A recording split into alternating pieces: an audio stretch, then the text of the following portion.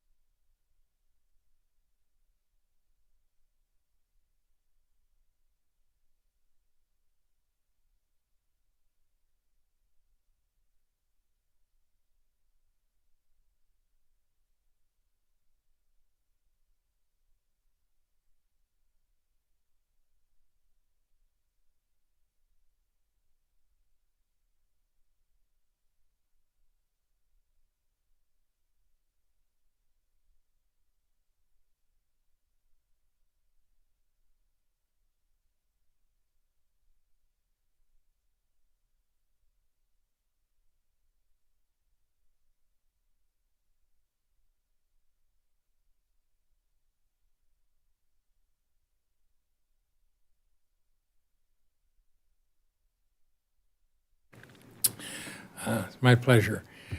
I'd like to invite the city attorney to read us out of closed session.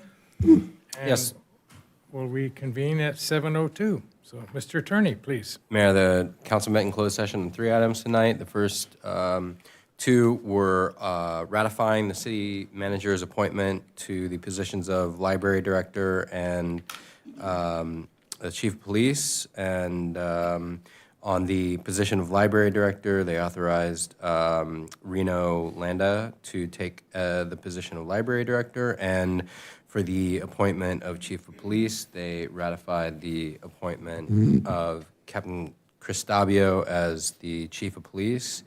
And the third item was a anticipated litigation matter that is authorized pursuant to Government Code Section 54956.9D4.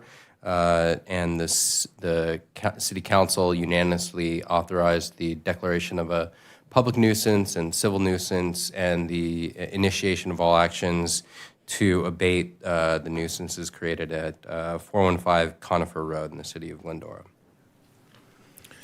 Thank you, Mr. Aylshire. And just for clarification, the library director will begin in the immediate future, and the transition of police chief is still to be determined on timing. Is that correct? Okay.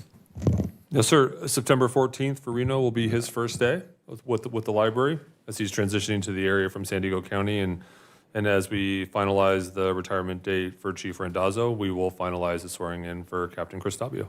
Great. Thank you, Adam. Welcome, everybody in attendance this evening. Thank you for your participation. I'm David Friedendahl. I'm the mayor of the city of Glendora and shall serve as the presiding officer over these council meetings this evening. I ask that in consideration of others and the business to be conducted, kindly silence your electronic devices and refrain from speaking unless recognized to do so. Again, it's a public meeting for the city of Glendora, and we welcome and appreciate your participation. Tonight's invocation will be led by Executive Pastor Anthony Prince of Real Life Church. I understand they've had a celebration this last weekend, so you might share that. And followed by the Pledge of Allegiance by our resident, Krista Granger. So if you all may stand for the invocation and the Pledge of Allegiance, please.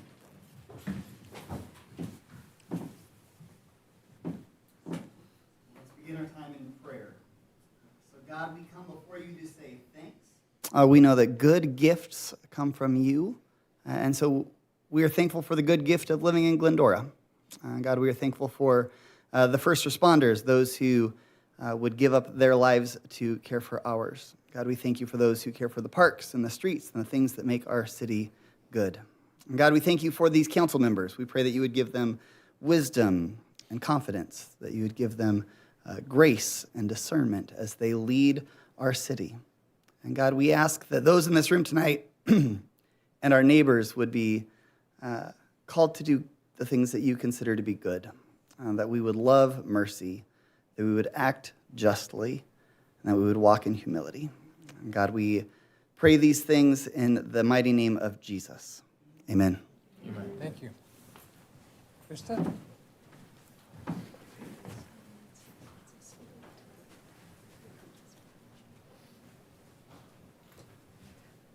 I guess let us begin. Pledge allegiance to the flag of the United States of America and to the republic for which it stands, one nation, under God, indivisible, with liberty and justice for all.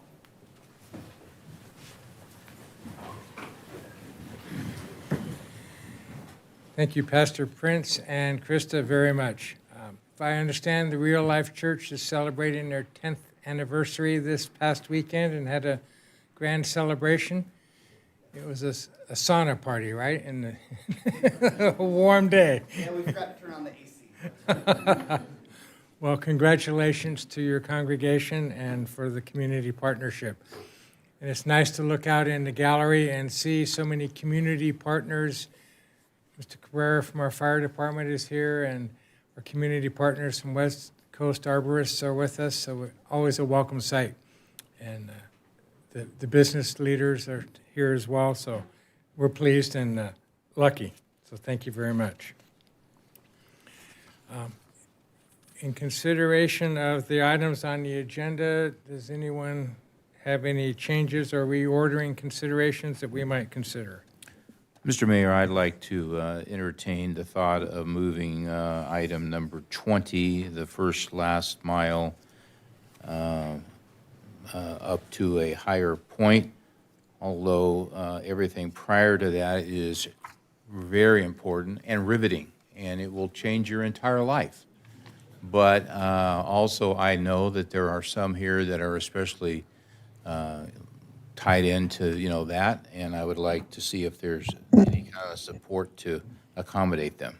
I would welcome that as long as we possibly do that after public comment, but And also after public hearings. So public hearings are noticed to happen at a certain time, and so after public comment and after public hearings would be the Okay. appropriate placement. And stand by, let me do my math here just a second. The second public hearing, Mayor, is item 7. Okay, so we could move number 20 up after the item 7? Do that? That would be good. That's correct. Move 20 to 7. Very good. Very nice. Okay, that does bring us to public comments. I will open the public comment period and invite members of the public to address this legislative body. Speakers are limited to speak 3 minutes, speaking once, both on agenda items or off agenda items as you choose. And the items that are related to the public hearing public comment, I would recommend hold your public comment if it's on one of those items for that time frame. Because you will not get a second chance if your item is related to the public hearing. With that, I'll open for public comment. Again, asking people that wish to speak, if you have not done so already, there are speaker cards to be filled out, some in the front, some at the back entrance. Kindly complete the card and submit it to the recording clerk before the close of public comment. With that, no particular order, I will invite up folks to speak. Mr. Ernesto Pantoja, welcome, sir.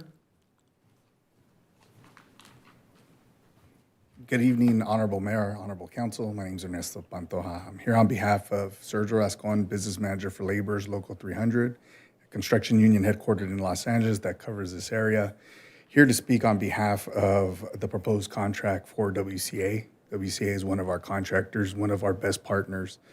They are a good contractor because, number one, they're union, so they pay good wages. They provide benefits, health benefits, not just for the member, but for the family members as well, pension, annuity. And in these days where things are so difficult, costs are going higher, union jobs are at a premium, and they provide for a lot of family members. Our training school is actually not too far from here in Azusa, where we train apprentices who want to come into the union. One of the things is that people don't realize the type of people that we bring in, formerly incarcerated, veterans, and especially females that we're trying to get into the trades that don't want to go into a typical life. So when we have partners like WCA who come into these communities, they bring a lot of the workers from within the communities and the surrounding communities, give those people an opportunity to spend their money in those communities that they work, not just from outside and in, and pay good paying wages for those working under them and take care of them, follow all the safety rules and everything. So they really are a good partner, and we just hope that this goes forward and that we're in full support of it. Thank you. Okay, thank you, Ernesto. Next up, Mr. Victor Gonzalez. Victor, welcome.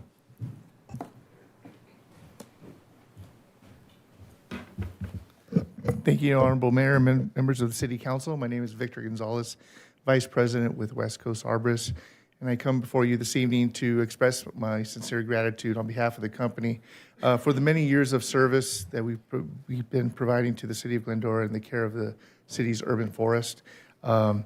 We thank you for entrusting us in the care of the trees, and it's our objective to make sure the trees continue to thrive, and while also mitigating risks with trees. So we thank you for that.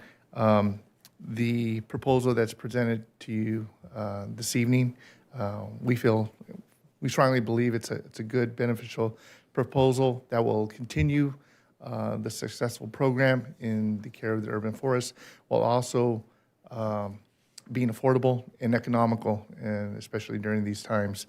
So I just want to introduce myself, and if there's any questions, I'll be in the audience to answer. Thank you again for the opportunity. Thanks, Mr. Gonzalez. Thank you.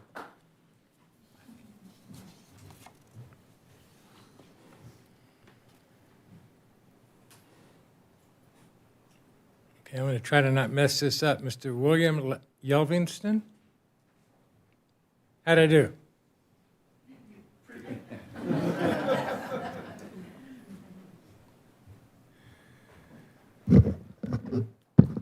Good evening. It's my first time speaking here. Thank you for letting me speak.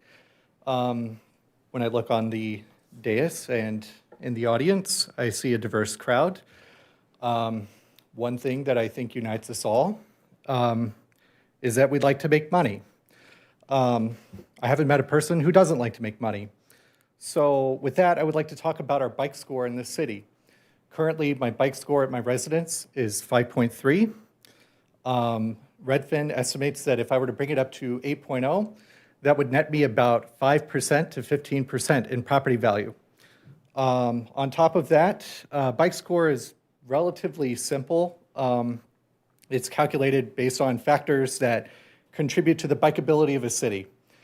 So we're looking at things that are nearly free.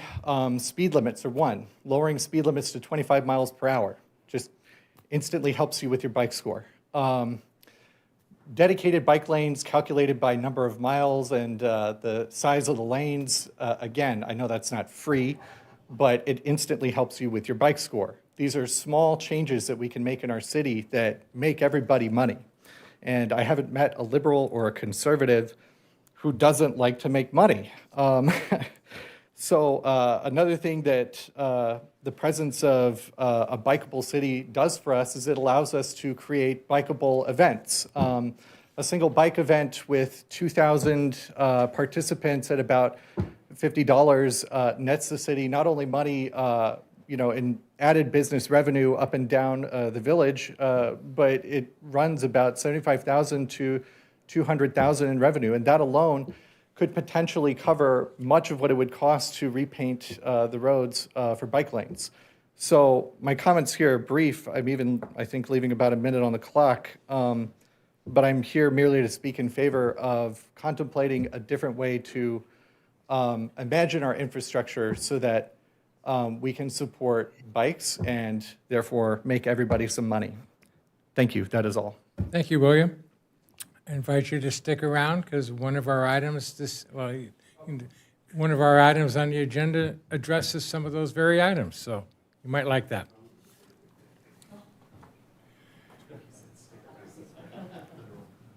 Okay, next up, Mr. Frank Artura. Well, item 20 does not have a public comment portion with it, so now would be that time. Good evening, folks. Frank Artura. I'm just here tonight to ask if you'll consider maybe pushing back any firm vote for item 20 having to do with the remodel and renovation of Glendora Avenue and Foothill Boulevard until the community maybe has a little better chance to look at things. There's a 70-page plan set that dropped last week. For comparison, the last building I constructed was a 46-page plan set. So it's a lot to take in and digest in a few days.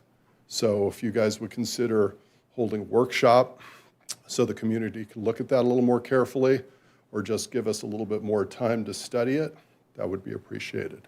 Thank you. Okay, thank you, Frank.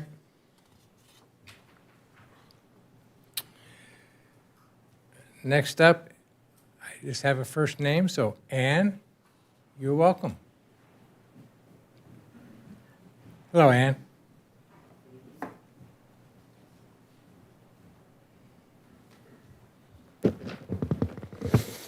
Good evening, Mayor and members of the City Council. I have no doubt that you will ignore constituents tonight, just as you did with concerns regarding the station plan, as well as the passing over of then Mayor Pro Tem Michael Alves for mayor, breaking a 45-year tradition without explanation on top of countless other issues raised by this community. 1 year ago, I stood at this podium and warned about the obvious signs of an impending 15-minute city agenda.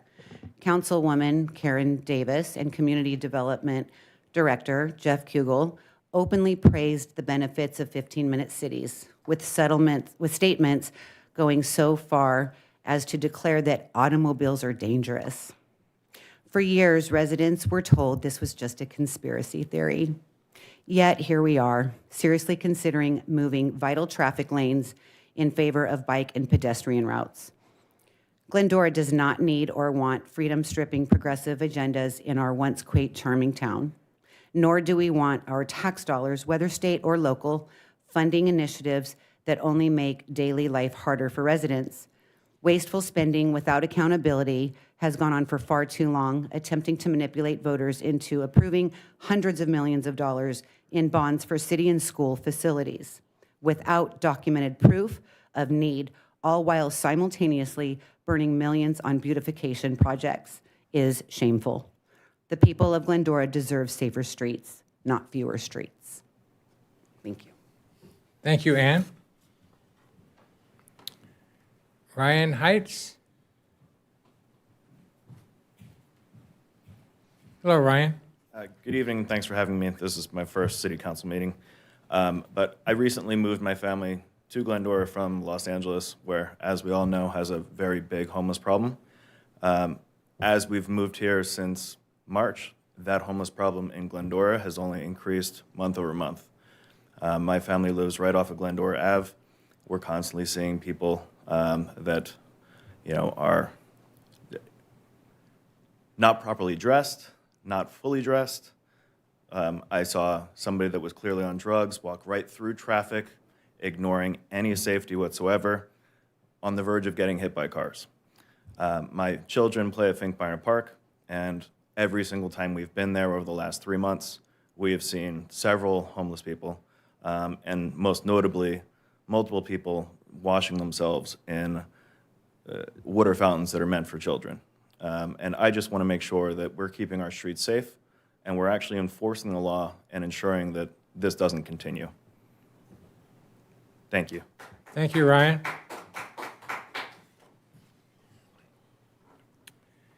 Mr. Joe Cena.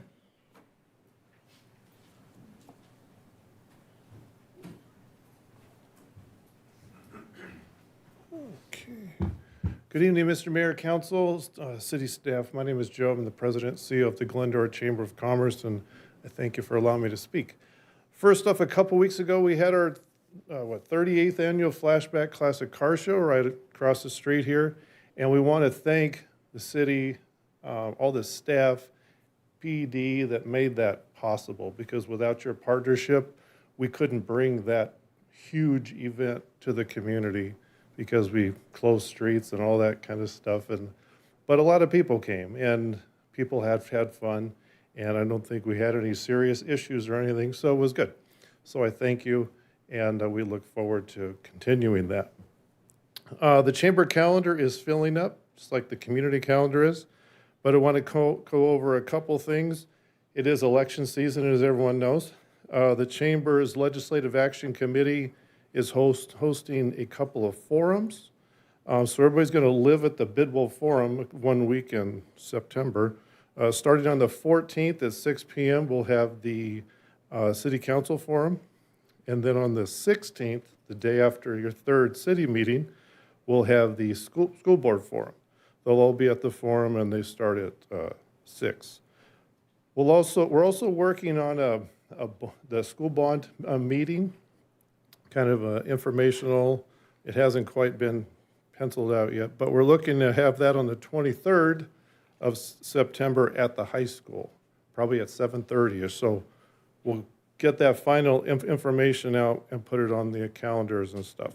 And then also, we were going to do a proposition forum, but the library's already doing one with the League of Women Voters on October 5th, so we're just going to help promote that, and which that's at the Bidwell Forum at 6:30 also. And finally, Farmers Market. It's been going since June. Community seems to like it. There's a lot of people here every week. I think this summer from from July to August, there's probably been more people in the village than the last several years combined. So maybe gas prices has something to do with that too, but it's been good. So we continue to work on that. We're looking at the future schedule of it, and I continue to work with the merchants along with the people at the market, so it's mutually beneficial to all. So everyone's successful and can take advantage of the hundreds and hundreds of people that are there every Wednesday night. So, thank you. Thank you, Joe. Mr. Bob Moore. Welcome, Mr. Moore. Good evening. What is your plan for the 7,000 Glendorans without food or health care right now, all around you? That's equivalent to every student in GUSD plus another 1,000. Another $1 trillion in cuts to health care right after the elections. We are in the middle of a humanitarian crisis. What's your plan? Why haven't you started a health care fund to cover life-saving medications for them? A fund for life-saving medical procedures for them, like dialysis. Why haven't you been concerned about the public welfare of your community? This is your Nero moment. Why haven't you started a community food bank? When the senior lady came in February and said she needed help affording her utilities, you told her there was nothing you could do for her, even though she represented tens and tens of thousands of residents. That was your Marie Antoinette moment. How about addressing real quality of life issues in Glendora? You conflate sidewalks, roads, and public works with quality of life. This is your obligatory responsibility as a government. Providing free internet to every Glendora resident, free gym membership to 24-hour fitness, a wellness program for the community, dedicated walk and bicycle paths away from the street, like so many communities around us, a daycare fund to help offset and defray the enormous cost to working families in Glendora. Those are real examples of quality of life programs and infrastructure projects for our city. That's real hometown values, not special interest values. You are spending money like drunken sailors, $43 million off the grid spending, which means without means to pay for it. You already robbed Peter and gave it to Paul, creating slush funds along the way. Now $30 million to put a roof over a deck right outside these doors. It doesn't cost $30 million for a roof. A no-bid annual renewed contract with Athens Trash Service, the city's largest annual contract, enriching Glendora School Board President Gary Clifford, COO and paid registered lobbyist for Athens. All Glendora schools use Athens Trash Company. This is crony capitalism. Gary Clifford, along with 2 others, voted against the teaching of ethnic studies in GUSD, nullifying the will of the community, after spending 60,000 Glendora taxpayer dollars on a course curriculum. This is not democracy, but rather autocracy. Gary Boyer, representing the investor class and his own personal interest in real estate development, coming here every month like an extortionist, demanding money for his projects, even saying, "What's taking so long?" This influence peddling from an ex-mayor and reciprocation by the city through funding, workshops, special agenda attention, and city staff and city manager platforming is kleptocracy. You cover all of this up by way of imprimatur. This is not hometown values, but special interest values. Thank you very much. Good evening. Thank you, Mr. Moore. Tomoko Toland.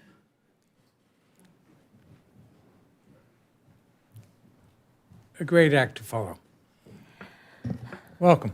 Okay. Good evening, Mayor. Good evening, Council. I'm here tonight to invite the public to tomorrow night's meeting at Bidwell Forum, Wednesday, August 26th at 6 p.m. FROG has met for the past year and a half, and we'll share the plethora of ideas that our group has come up with to address the city's facilities. Tomorrow's workshop is to hear the public's ideas, so we invite the entire public to please come and join. It'll be the community's opportunity to speak out, collaborate with others, and share their thoughts. And the information that we collect from the meeting will be shared with you all. Thank you. Thank you very much. Lisa Frank. Oh, let's see. Oh, there she is. She's hiding behind the other Frank. Hi, Mayor. Hi, City Council. Good evening. My name is Lisa Frank. I'm Chair of the Youth Services Department for the Rotary Club of Glendora. This is going to be much lighter than a lot of the other discussions today. I just wanted to take a second to thank your Community Services Foundation for everything that they do for our community. Specifically recognize Alma and Jasmine. I've worked closely with them at the Coordinating Council and also with Movies in the Park. They're there in the morning, all the way till the evening, till the movies are done. And so I'm just really grateful to have them as partners, and I wanted to take a second to recognize them. Thank you very much. All right, I have no other speaker cards. Are there any others wishing to speak? Krista, please.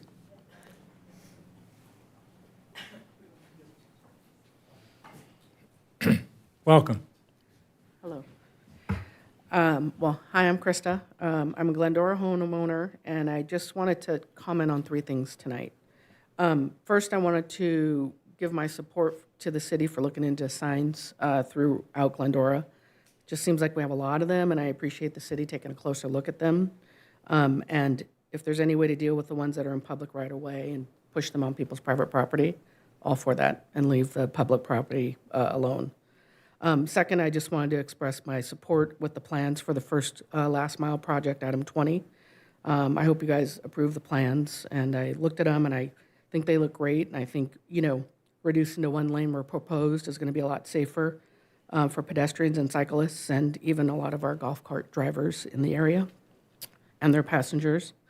And then lastly, I really just wanted to talk and share my thoughts about, I've heard homelessness as an issue in our city. I'm born and raised and grew up in LA proper. And so I definitely, when I walk around a lot, I do see people that are unhoused or homeless in Glendora.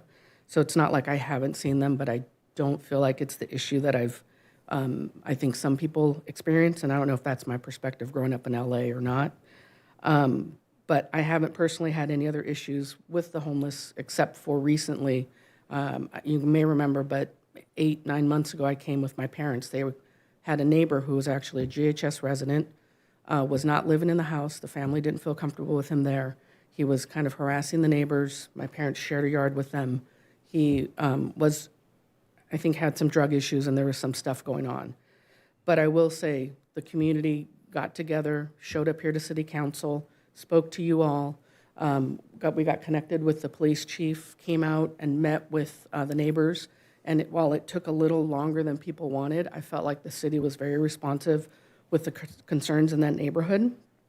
And I just wanted to say that part, that I felt like partnering with the city really made a difference, and us being a part of the solution. And I know my parents feel a lot better with how things are at, and they live out by the high school. So I only bring that gentleman up because I just think it's important when we talk about homelessness, that we just try to keep perspective, use facts on what's going on in our community, and just try to be as fair as we can to people who are experiencing homelessness and our neighbors who might be not experiencing homelessness but seeing that, and to just be as compassionate and practical as possible. So that was it. Thank you. Thank you, Krista. Anyone else? Okay, I'm going to ask you when you're done, would you please fill out a card? Come on up. I just thought I would make a comment after I heard a couple people speak about the homelessness. I've lived in this town for 48 years. I was pretty much born and raised here, went through the schools. I live on the same street I grew up on. I'm a small business owner as a landlord of owning some property.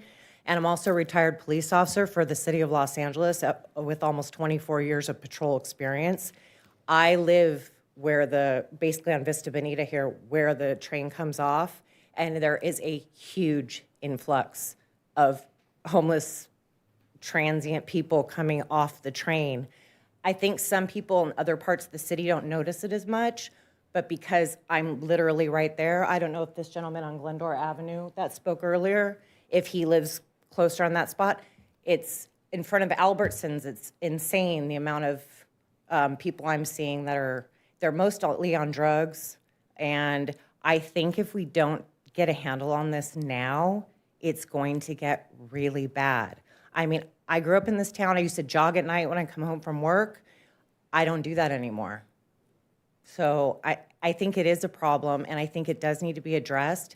And yes, I understand that there is a percentage of maybe people that are down on their luck, but the majority of the homeless issue is drugs, and then you bring in the mental illness due to the drug-induced psychosis. So unless we can get them into the proper facilities to get them off the drugs, to then get them treatment properly, it's going to increase because they're just stepping off the train from LA.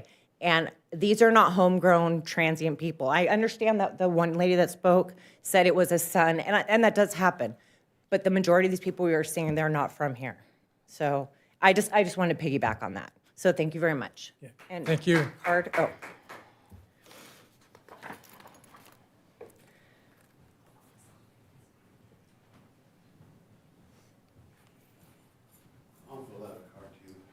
Thank you. My name is Mark Luer. I'm a resident for 21 years. I don't see eye to eye with everybody. You guys have either received an email in support or in disdain for some of the things that go on around town, like we've talked about homelessness. It's a problem. I see it every day. And now with the last mile thing, I'm really, really concerned about the influx of traffic coming in and going out. And if we limit Foothill Boulevard to a one lane, it's gonna be a big problem. The signal went out coming eastbound, and I understand Mr. Thompson took the time to address it today. The county maintains their signals. But if we reduce it to one lane, it's gonna be a problem. God forbid we have a fire and we have to leave town. I really think that we need to measure twice and cut once with this particular item 20 or whatever we're talking about. With the homelessness, I think we really need to look into it. I don't know what we can do, but as one voice, figure it out. We got to do something. I wouldn't want to live anywhere else. My wife and I love this town. I do. I don't have to agree with everybody, but we're all raising families here together, and Glendora is a special place. Let's keep it that way. In my opinion, you guys are doing a great job, could do a little bit better, in my opinion. Thank you for your time, and have a great evening. Thanks, Mark. I think we agree on the ball cap, though. That's Glendora High School, right? Good deal. Okay. All right. Are there any others wishing to speak? Okay, then I will close public comment. I will ask, have we received any items and correspondence related to items on the agenda?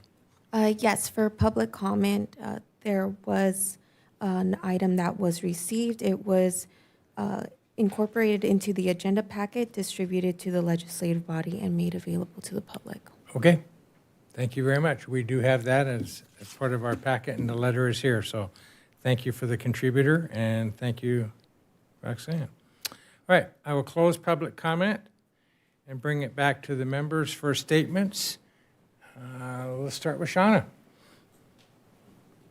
Thank you, Mr. Mayor. Thank you, everybody, for being here. In the interest of time, because we have a long agenda tonight, I'll forego comments and ask if I can have the police chief come up to provide some clarification on an incident that happened. A few days ago, there was a social media post that was put up on, I think, Instagram and Facebook, and then shared by people in the community in regards to a woman here in town. And I believe there has been some misinformation. It's kind of my word, misinformation. So Chief Randazzo, if you could do me a favor, to the extent that you are able, if you could provide the community some information about the post, the woman in the post, the resources of the police department, just so we can get the record straight for the community. Sure. And I think for the For the people that came up and gave comment on the homelessness, I think this will have a lot of bleed over also. So a disclaimer, the city and the police department have social media accounts. I don't have any. So I get my information from our staff that sends me screenshots of social media. Over the last couple of days, I received several screenshots of social media posts made by John Lane, Erica Landman, and Glendora Talks 2. The one post, it starts off with saying, lots of talk about homelessness, lots of talk about the homelessness issue in Glendora unless you're on city council. And the post included a picture of a nude woman set to music.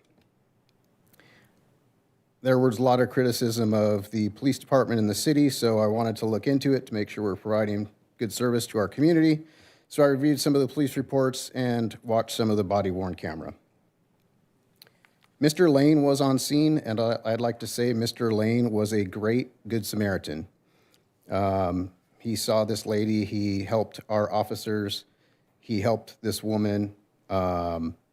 The interaction between Mr. Lane and our police officers and our firemen in this community was outstanding.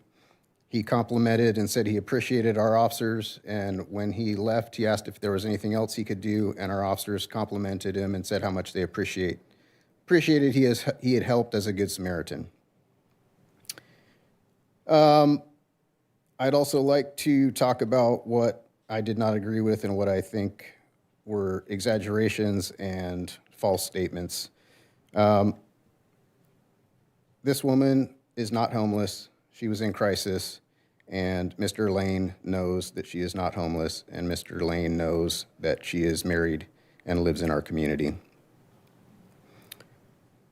Let me say this to everyone. We have a homeless problem in Glendora. I will say that again. We have a homeless problem in our community. We publicly discuss this problem on a regular basis. I am up here all the time talking about it. Mr. Eric Dermeyer, our city manager, our council, it's been in our last 3 surveys. Our last survey, it was number 3, and in the previous surveys, it was number 1 as a quality of life issue in Glendora. We discuss it in regards to our strategic plan, and we talk about our homeless count and our services on a regular basis. Sometimes we focus a little bit more on our successes than maybe we should, but we're proud of those successes, and I don't want us talking about our successes to be construed as that we don't think we have a homeless problem, because we do. I can't thoroughly cover this topic in a couple minutes. It is deep and it is vast, and there are many factors.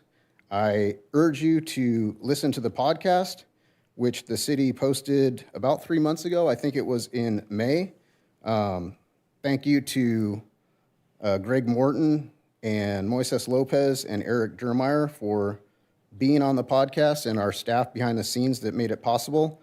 I'm sure there's a link posted on our city website, but if you just Google like I did, City of Glendora Homeless Podcast, it should be the first video that pops up.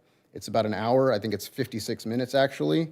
And they really delve into the complicated problems behind homelessness, our successes, our failures, and where we currently are at. We do have a homeless problem in the city of Glendora. Around 20% of all police department incidents involve homelessness. About $2 million of the police department budget and another $500,000 annually from the human services budget and LACADA. You'd have to live under a rock or deliberately bury your head in the sand to know that we don't have a homeless problem in Glendora. The people that come up and share stories of homelessness causing problems in parks and our streets and with our children, it is unacceptable. We are doing something about it, but it's not something that we can fix immediately. We, at the police department, have expanded our CIT team to include 3 police officers and a sergeant. This has been done with the support of council and our finances with our city manager. Over the last 12 months, since the A-line has opened, we have seen an 8% decrease in homeless activity citywide. In recent years, we've cut the homeless population by half. The post talks about relaxed drug laws being the being the problem, and if we fix that, we fix the homeless problem.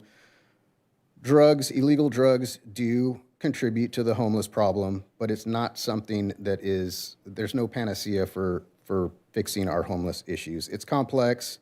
Drug use plays a role in homelessness, but there are many other factors. You can't simply give people apartments, lock everybody up in jail, or lock everybody up in mental facilities. That's not how we fix our homeless problem. The Post also mentioned that the woman was so high on drugs that she didn't know what was going on. This woman, I will not share, obviously, the details, but she was in crisis. I'm not going to say what happened, but it could have been a medical issue. If you look at any of these calls, somebody mentioned a naked homeless person in a park. They're in crisis. It could be a medical problem. It could be a mental health issue. It could be that they, on purpose or by accident, used illegal drugs. It could be that they, on purpose or by accident, used too many prescription drugs. There was also a mention that the Glendora Police Department didn't handle the call appropriately and diverted officers for a 7-year-old who was hit by a bicycle. It also said, choose your battles, homeless, drugs, human trafficking, flock cameras, and A-line. I'm not sure exactly what that part of the Post was referring to, but I interpret it as the police department is not doing what they should be doing.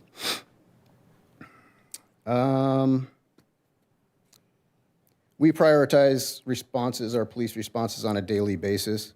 The truth is, we did have a 7-year-old child that was struck by a vehicle and critically injured. That child was not on a bicycle. And we never left either scene. We allocated our resources along with our partners at LA County Fire, and we handled both calls appropriately and well. I'm proud of our response, and I'm proud of the great work that our staff does on a routine basis, and especially with these 2 calls. They happened within 10, I think the exact time was they happened within 8 minutes of each other. So we had to prioritize our calls, which we did, and I believe we did a good job on each call. Human trafficking in the A-line, I'm not sure where that came in. Our overall homeless population is down. Our overall homeless activity is down, and we are proud of the work that we have done. And by the way, like I said before, I totally acknowledge that we still have a problem, a homeless problem in our community, and we will have this problem for some years. I have no opinion on the motive of the Post. We respond to crisis. We respond to people in crisis all the time. These 2 incidents are hard for 2 groups of people: a family who had a 7-year-old child struck by a vehicle, and another woman who's in crisis with her family. We see the best and the worst in our community, and we don't publicize it. If one of my officers made a post like this, I would discipline them. It draws attention to crisis and trauma. It has a negative effect. It's humiliating for the people involved, and it would be a violation of public trust. I will always be available for comment. I love to engage with our city council and our community. I will always be transparent with the police department, but I don't plan on publicly addressing all false or misleading or exaggerated social media posts or public statements, especially since many are made just to get attention, all for the clicks. I will not share specific information that hurts the people that we serve.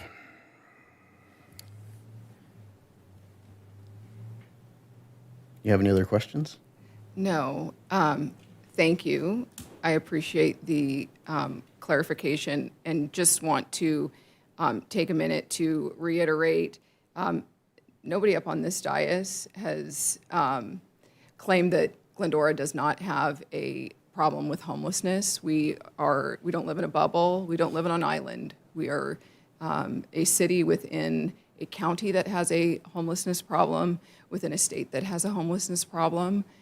We are facing this challenge like every other city in this state. I appreciate you providing clarification on this issue. This struck a nerve with me. I understand the desire for some people in the community to want to point out issues of homelessness, but I think this is a good example of why we need to be very careful about what we're posting and what we're sharing. This woman was not homeless. She was not being trafficked. She is a member of this community, and now her nude photo from probably one of the worst moments in her life has been shared all over social media. And that's sad. That's really sad. So I think we need to be really careful about what we're doing and what we're sharing. She is someone's daughter. She is someone's wife, sister, friend, and that could be anybody we know.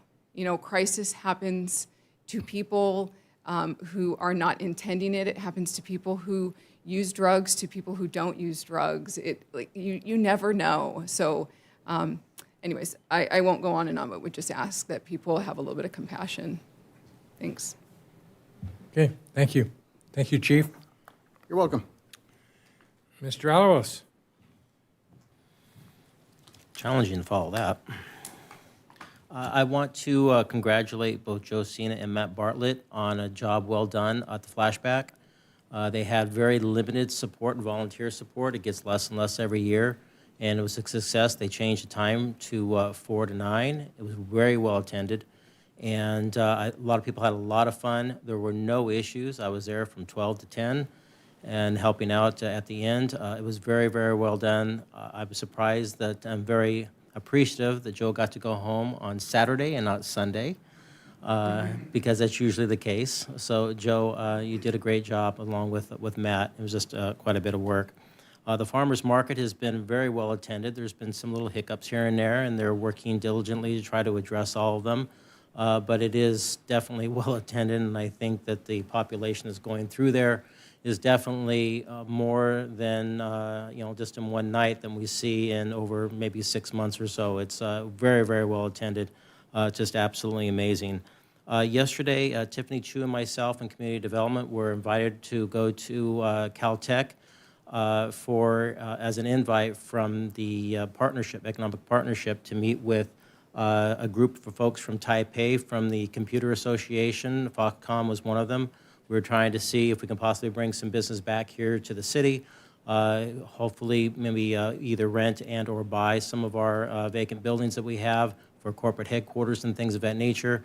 It was pretty well attended, and it was very much appreciated to be invited. There are several other council members from other cities and city managers that were there in attendance as well. So I was appreciative that we were able to make that happen.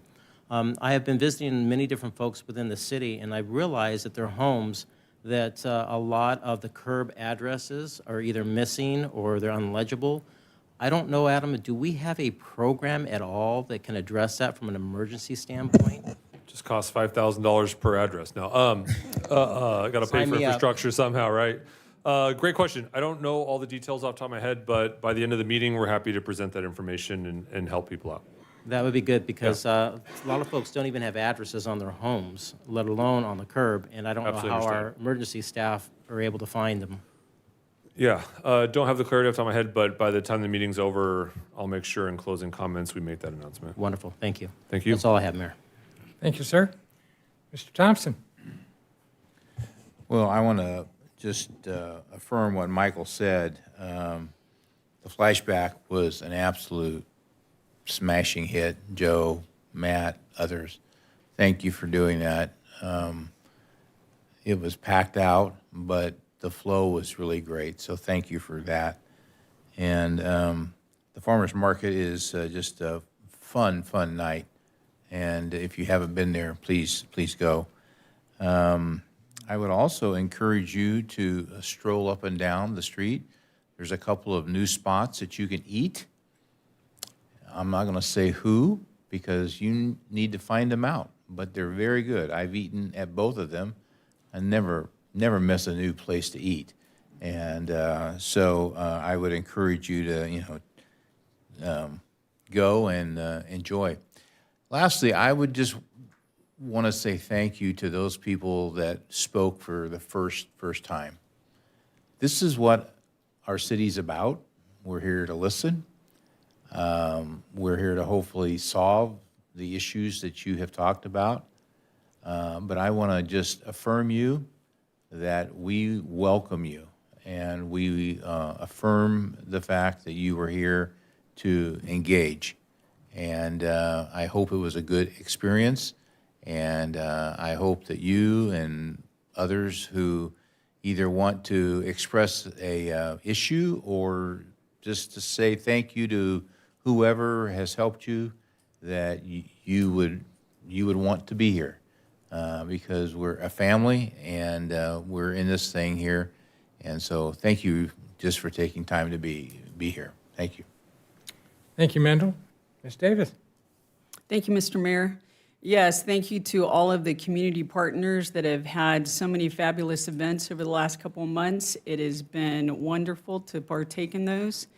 And along the lines of what has been talked about tonight in terms of homelessness, on behalf of Glendora and some of the neighboring communities, I sit on the San Gabriel Valley Regional Housing Trust because homelessness is not only a local problem, it's a regional problem. People move from city to city, and you can't solve it just in a silo. We all need to work together. So in the San Gabriel Valley Council of Governments, we do that, and today was a volunteer day. I was very happy to be able to volunteer in Pomona. They have received funds to construct a new transitional housing and workforce development site. Working in partnership with God's Pantry and the San Gabriel Valley COG. So today we were doing some cleaning and painting, and so that will be an opportunity. There are many pieces in the puzzle, and this is going to be just one of those pieces to try to provide a safe place for those who need it and provide them the resources, but it will continue to take everyone, every city, working together to try to address the issue. As the chief said, we are aware that there is an issue, and we should be aware because it is a community issue, it is a human issue, and it is one that we all need to be aware of and asking ourselves, what can I do? Because we can't just look at it at the end of the line.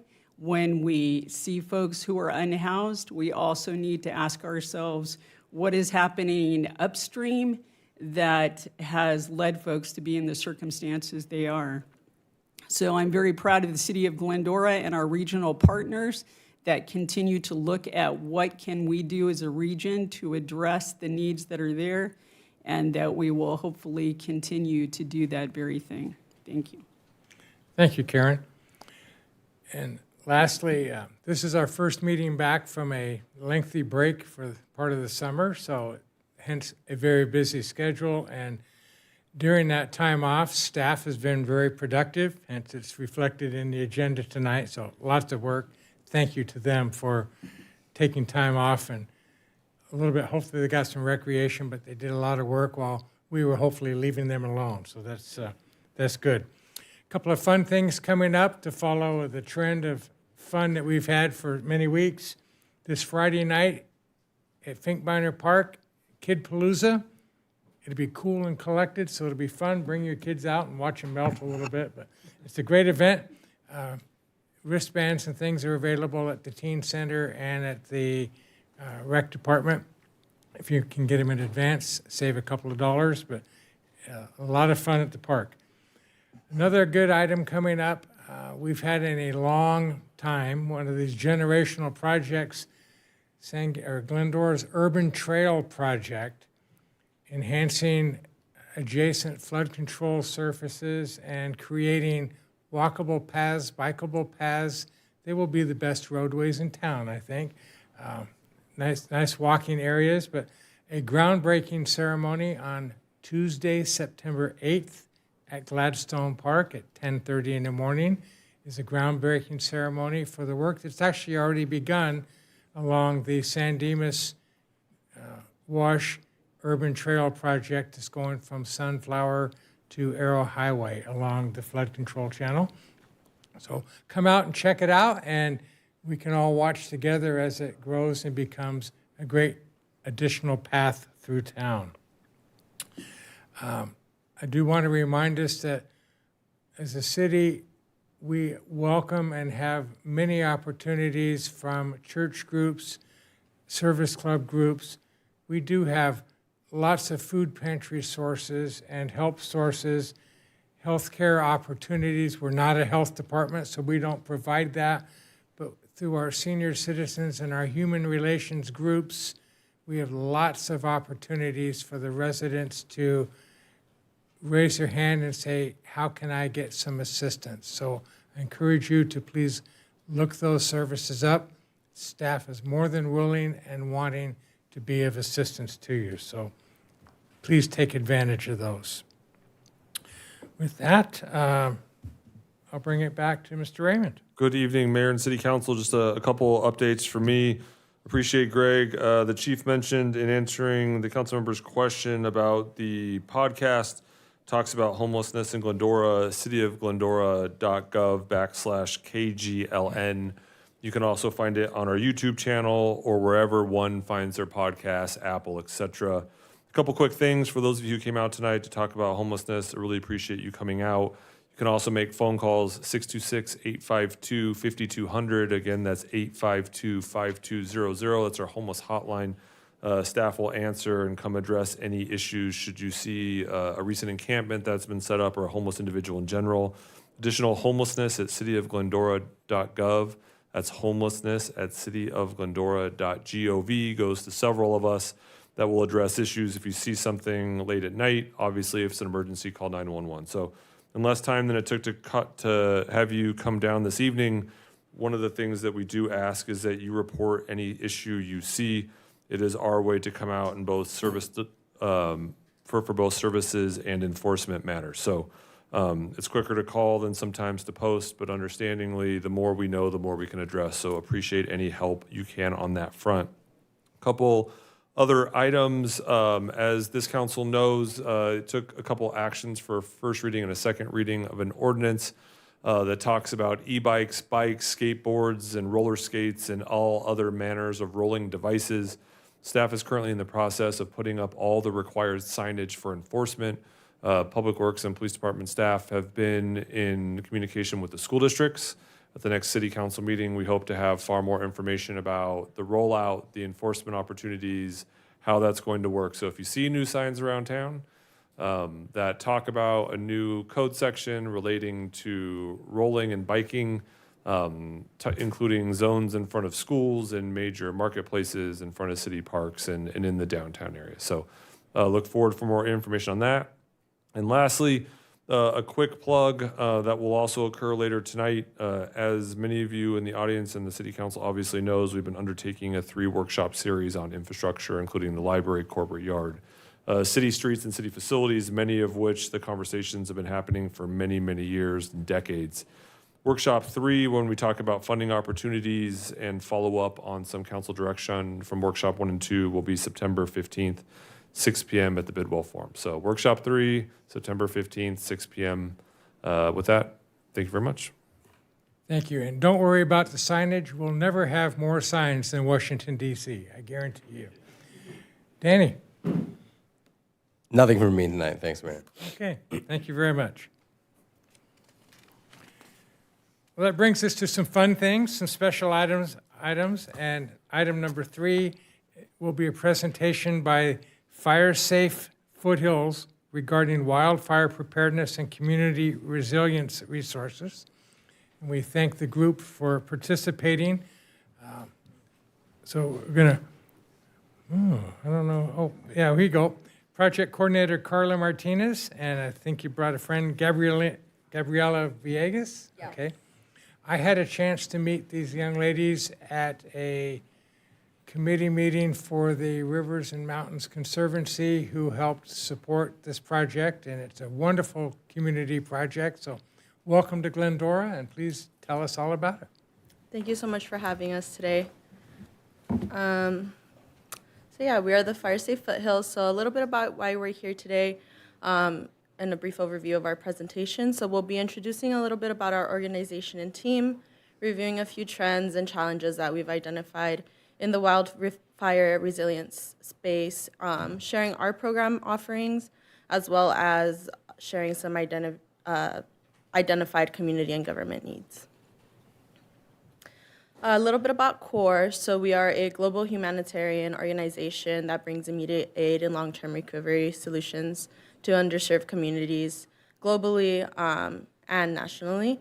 Specifically here in California, we've recently held one of the largest COVID-19 and vaccination sites at Dodger Stadium, as well as responding to the Eden and Palisades fire. We have a recently opened up hub in Altadena, as well as case management and other services.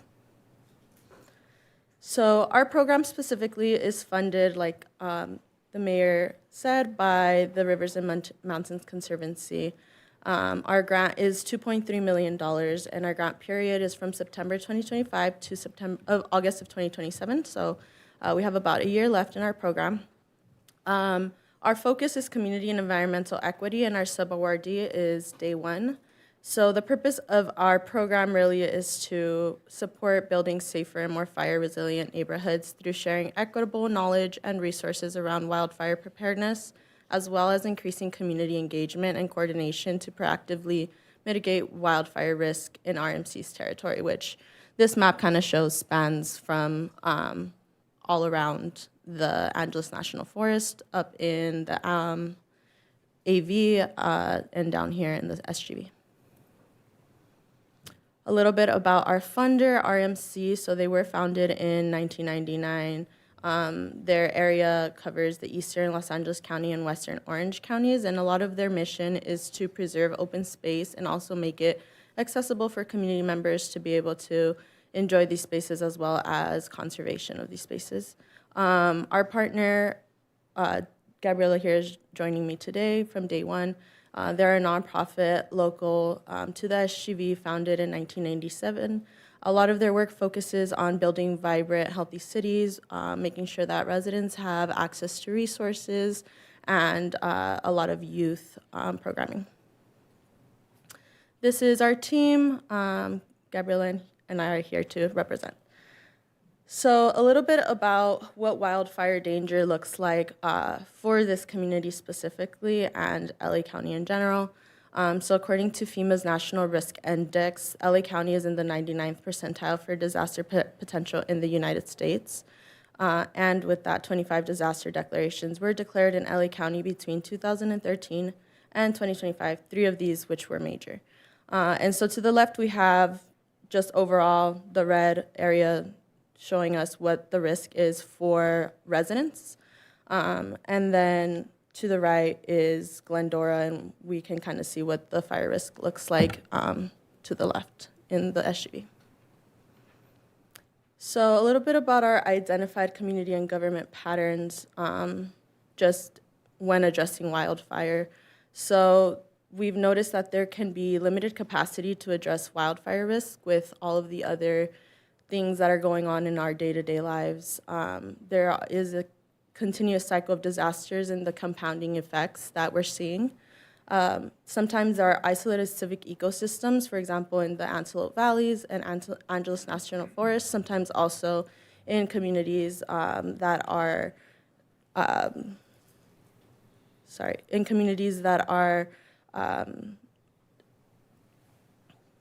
not incorporated, excuse me. And so we kind of see that in complex civic ecosystems in San Gabriel Valley, especially after recent events and like the Eden Fire. There's been special attention in certain areas, and so just noting that. So a little bit about why it's so important to kind of all be on a united front against wildfire. So in this 2024 report, the U.S. Chamber of Commerce Foundation found that every dollar spent on preparedness saves communities about $13 in recovery, $6 in reduced damages, and $7 in preserved jobs, income, and economic output. The Fire Safe Foothills team is here to help you and your community through free education and organizing assistance to be able to help residents in this way.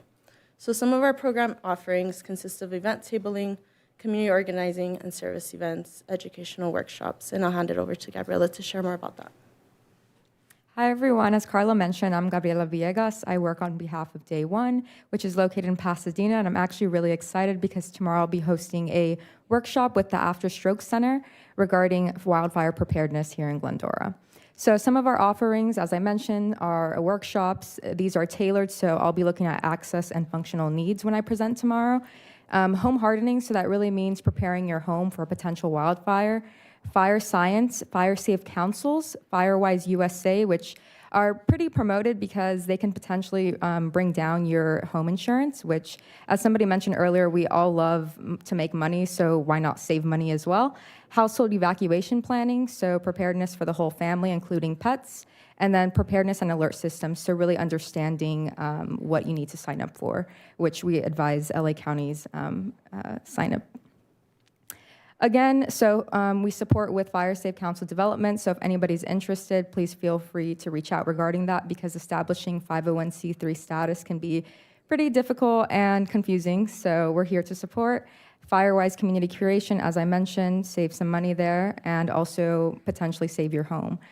Training navigation, so community emergency response training or team training is something that's available to you, and we collaborate and promote that as well.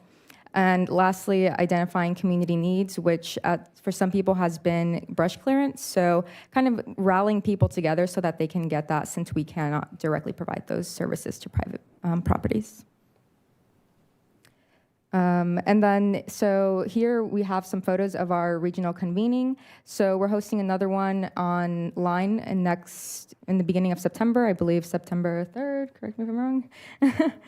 We'll have the dates at the end and update the team.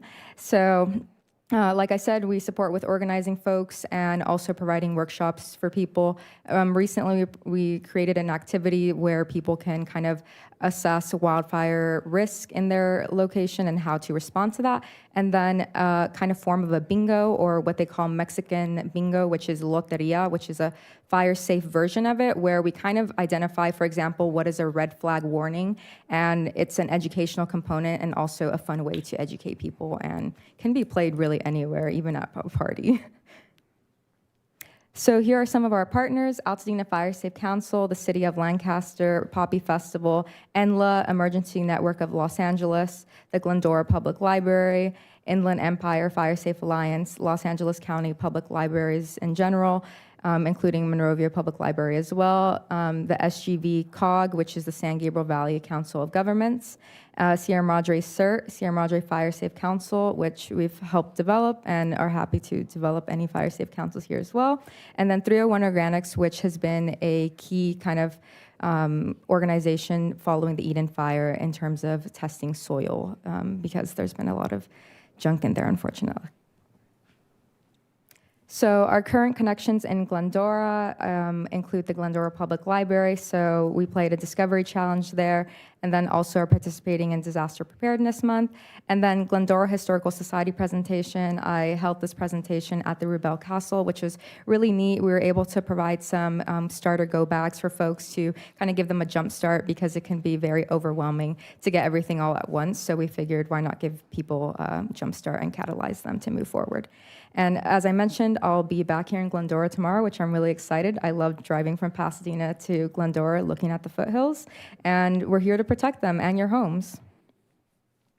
So as I mentioned, we have a convening coming up. This is virtual.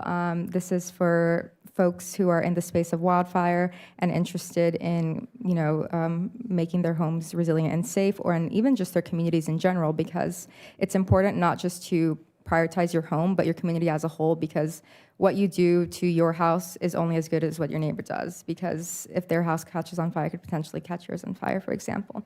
So our convening is Wednesday, September 2nd from 6 to 8. This is online, and feel free to scan the QR code to register and learn more about it. And then we also have an upcoming, another workshop, which focuses more on home insurance with one of the experts from the Inland Empire Fire Safe Alliance. So this is an expert who's already really well established in the scope and is very enthusiastic about getting people to save money and their homes. And Yeah, just closing up, a few questions just for people to sit on. what does your community need as it relates to wildfire preparedness and prevention? What are your constituents most concerned about when it relates to wildfire preparedness and prevention?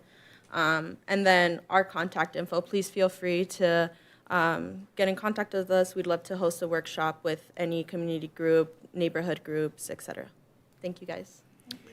Well, thank you so much, and I know you're working with the entire Foothill community to bring this awareness up, so a great message and good learns. Anybody have any questions, comments? Shauna? No questions, but I would be remiss not to use this opportunity for a shameless plug. And where is Julie when we need her? If you're going to be at the After Stroke Center tomorrow and discussing wildfires, this is a perfect opportunity to remind people of our hotline that people can register with the police department, our senior community, or someone who might be disabled. I think that would be fantastic. I don't know if you want to get with maybe the chief or the incoming chief to get that information for what is it called, Adam? It's called 67283. Yeah. Yep, text Glendora to 67283. Yeah, great. That's awesome. We actually have been working on developing alert system trifolds and with evacuation systems and alert links for residents. So maybe we can touch base on that and see if that's something you guys would like to share with community members. Perfect. Yeah, it's essentially more specific to the actual community because, as mentioned, we work across the entire Foothill region. So, for example, Sierra Madre has their own, and then Pasadena has Please. So we do the LA County plus the citywide one. So we'd love to promote whatever existing alert system you have. And we'll be at the Health and Wellness Fair as well. So it'd be cool if we can establish, create it so we can distribute it there. Perfect. Love it. Thank you for being here. Anyone else? Did you just say Pasadena has fleas? Never mind. That's Michael? Wait 1 second. So in your home hardening with CORE, do you offer any technology or work with any providers? Because when homes catch fire, typically it's because the embers go into the vent system in the attic, and there's technology for that to prevent it. And secondly, in folks that live in high fire severity zone 1 have a requirement now of 5-foot clearance around their home, no vegetation, which is upsetting the community a great deal. There are probably other mitigating things to fix for that, and a one-size-fits-all might not be working because some homes are already somewhat hardened already, particularly in the foothills. Can you comment on that? Yeah, so because we are a nonprofit, we tend to shy away from promoting any private for-profit businesses.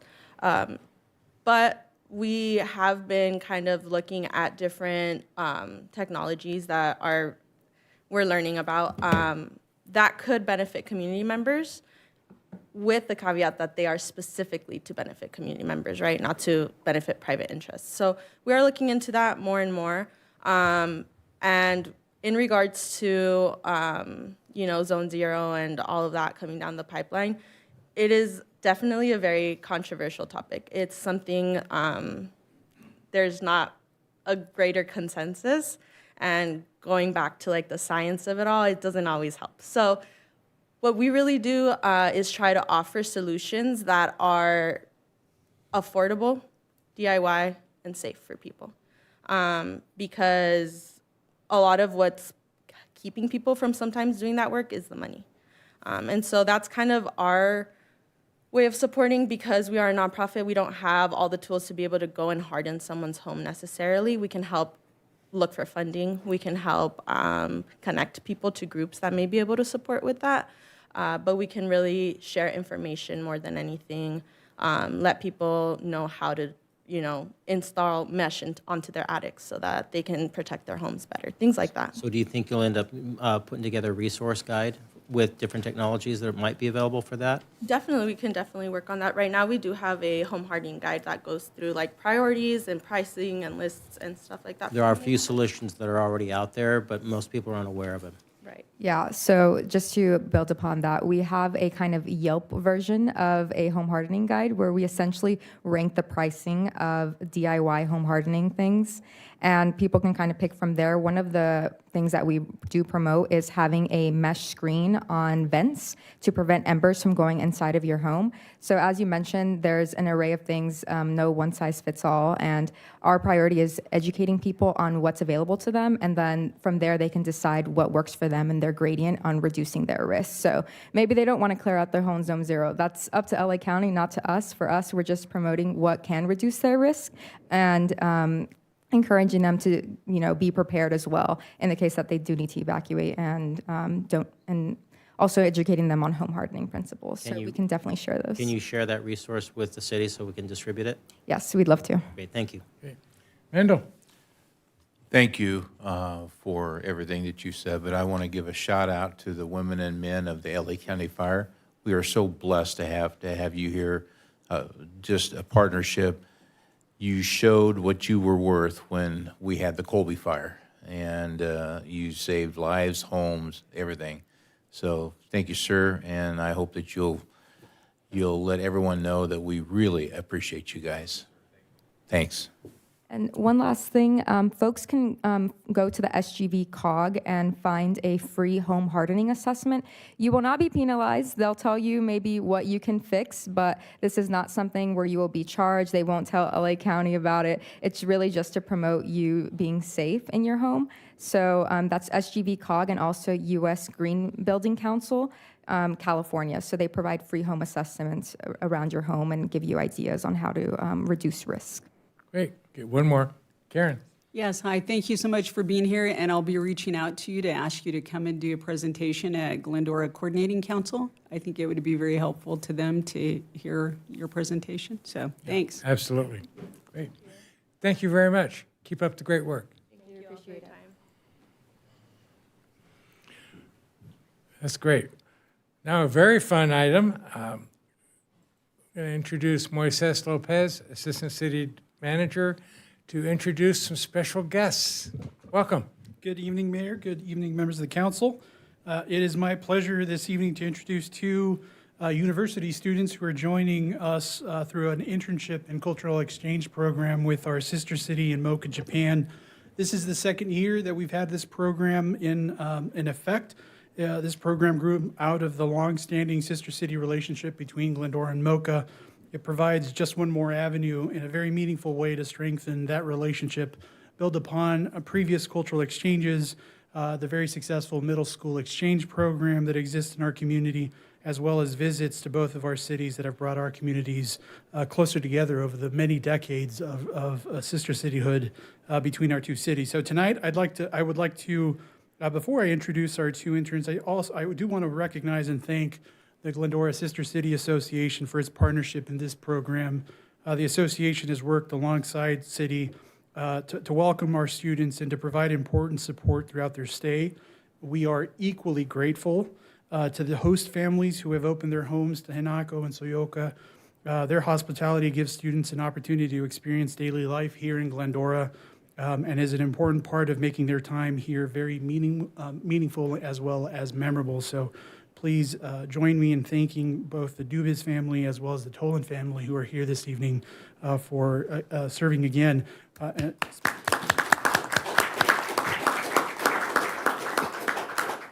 We are pleased to welcome Hinako Ogawa and Soyoka Domyo, who will be with us here at the city through middle of September.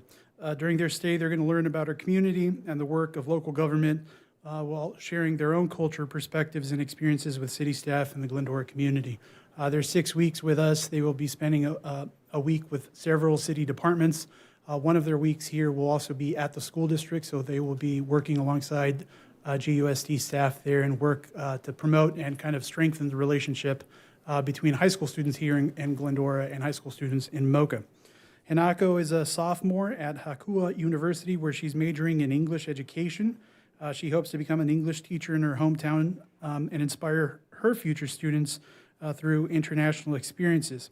She previously participated in a study program with Perth, Australia, and is an active member of the Tobiate Study Abroad Japan program. During her time in Glendora, she looks forward to learning more about American culture, strengthening her English skills, and contributing to the relationship between our two cities. Soyoka is a junior at Komazawa Women's University, where she studies living space design. She's been involved with the Girl Scouts for 15 years, reflecting her long-standing commitment to community service and leadership. After first applying for the program last year, she remained committed and determined to participate in our program. She applied again, and we're very happy to have her here with us this year. And she too hopes that this experience will help strengthen her English skills, broaden her global perspective, and bring new ideas and experiences back to her community in Japan. We're pleased to have them both with us for the next couple of weeks. We look forward to helping them learn about Glendora, our organization, and the work that we do as a local government. Just as importantly, and I think very much from a value perspective for our staff, we look forward to learning from them and continuing to build the personal connections that make our sister city relationship so valuable and special. So please join me in welcoming Hinako and Soyoka to the city of Glendora and in thanking Sister City Association and their host families again for making this program work for us. With that,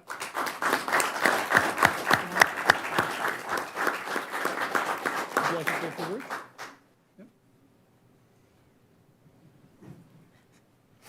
Good evening. My name is Hinako. I'm studying English education in university to become an English teacher of junior high school. I attend this internship because I hope to connect this sister city relationship between Mocha and Glendora to next generation. Thank you. Thank you.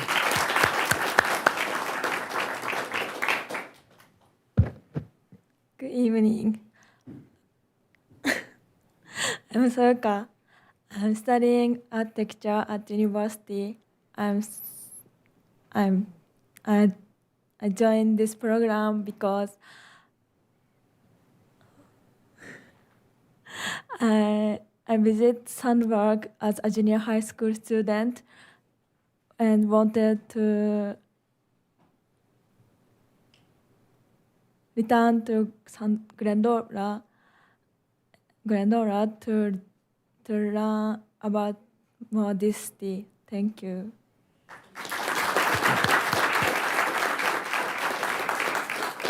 Well, we thank you both for spending your time and choosing to press to get here. We're pleased. I caught them one day going out to Public Works to work on the street, so they're going to be in good order soon. But thank you for that. May we do a photo, please?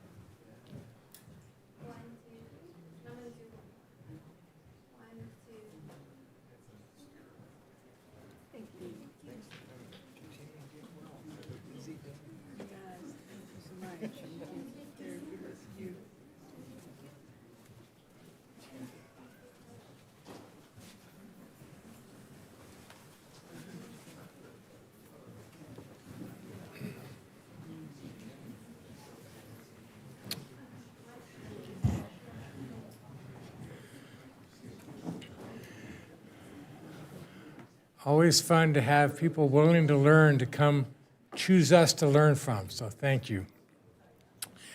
Next up is item 5 under special items, signage enforcement presentation with Community Development Assistant Director Sean McPherson. Welcome, Sean. All right, thank you, Mr. Mayor, members of the City Council. Always a pleasure. So tonight we will be briefly touching on signage enforcement. In general, this is an item which has come to the council before, once in October of 2023 thereabouts, and again in June of 2024, when the council contemplated whether the city should look into crafting or adopting temporary sign regulations. At that time, the council decided to maintain existing regulations. So tonight, we're here providing a bit more education and to share the next steps in order to achieve compliance with existing signage regulations. find my clicker here. Since those previous discussions, the council has adopted both the strategic plan and the current economic action plan, both of which contain goals and actions and policies related to signage enforcement. Beyond this, and more recently, staff has now received inquiries, including from members of the Business Improvement District Board, related to signage enforcement, most specifically with regard to signs and related items within the public right-of-way and on city property. So just a little bit of history backing up. The current sign code was adopted through a series of ordinances in the early 1980s. Since then, the actual sign code itself has changed relatively little, though additional sign regulations have been added to the broader municipal code as part of zoning and planning efforts, which are listed here on the screen. As these more recent regulations were added to and did not replace existing sign regulations, it's really kind of long since been the case that these various sign regulations lead to different rules throughout the city. In other words, certain signs might be allowed in some parts of the city and not allowed in other parts of the city. I will add here, and I know that this has been discussed before as part of previous discussions, but violations of the sign code have historically also been enforced on a complaint basis, and that's due primarily to limited staffing and competing priorities among community preservation. So all that said, what I wanted to do tonight is clarify some terminology and types of signs. You will hear me talk about both permanent and temporary signs, kind of all-inclusive. Here we have some common examples of permanent signs, which would obviously be located on private property within commercial areas. We have an example of a wall sign, of a blade or projection sign, and a monument sign. Generally speaking, these types of permanent signs require plans to be prepared and permits to be issued by the city. All of these signs obviously would be required to comply with relevant sign standards.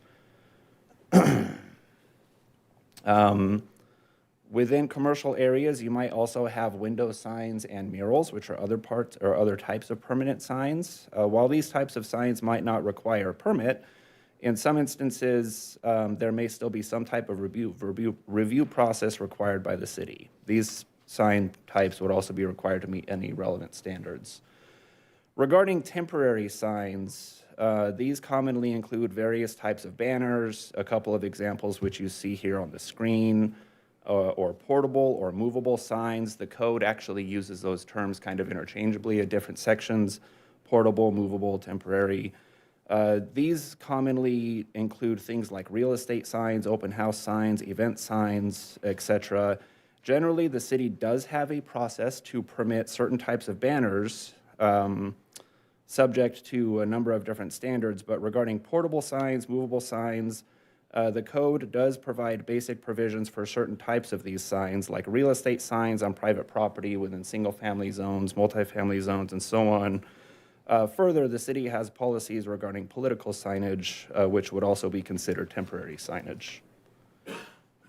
Now, related to more recent communication, staff has received, including from some members of the bid board, as I had mentioned, temporary signage can sometimes be found to encroach into the public right-of-way.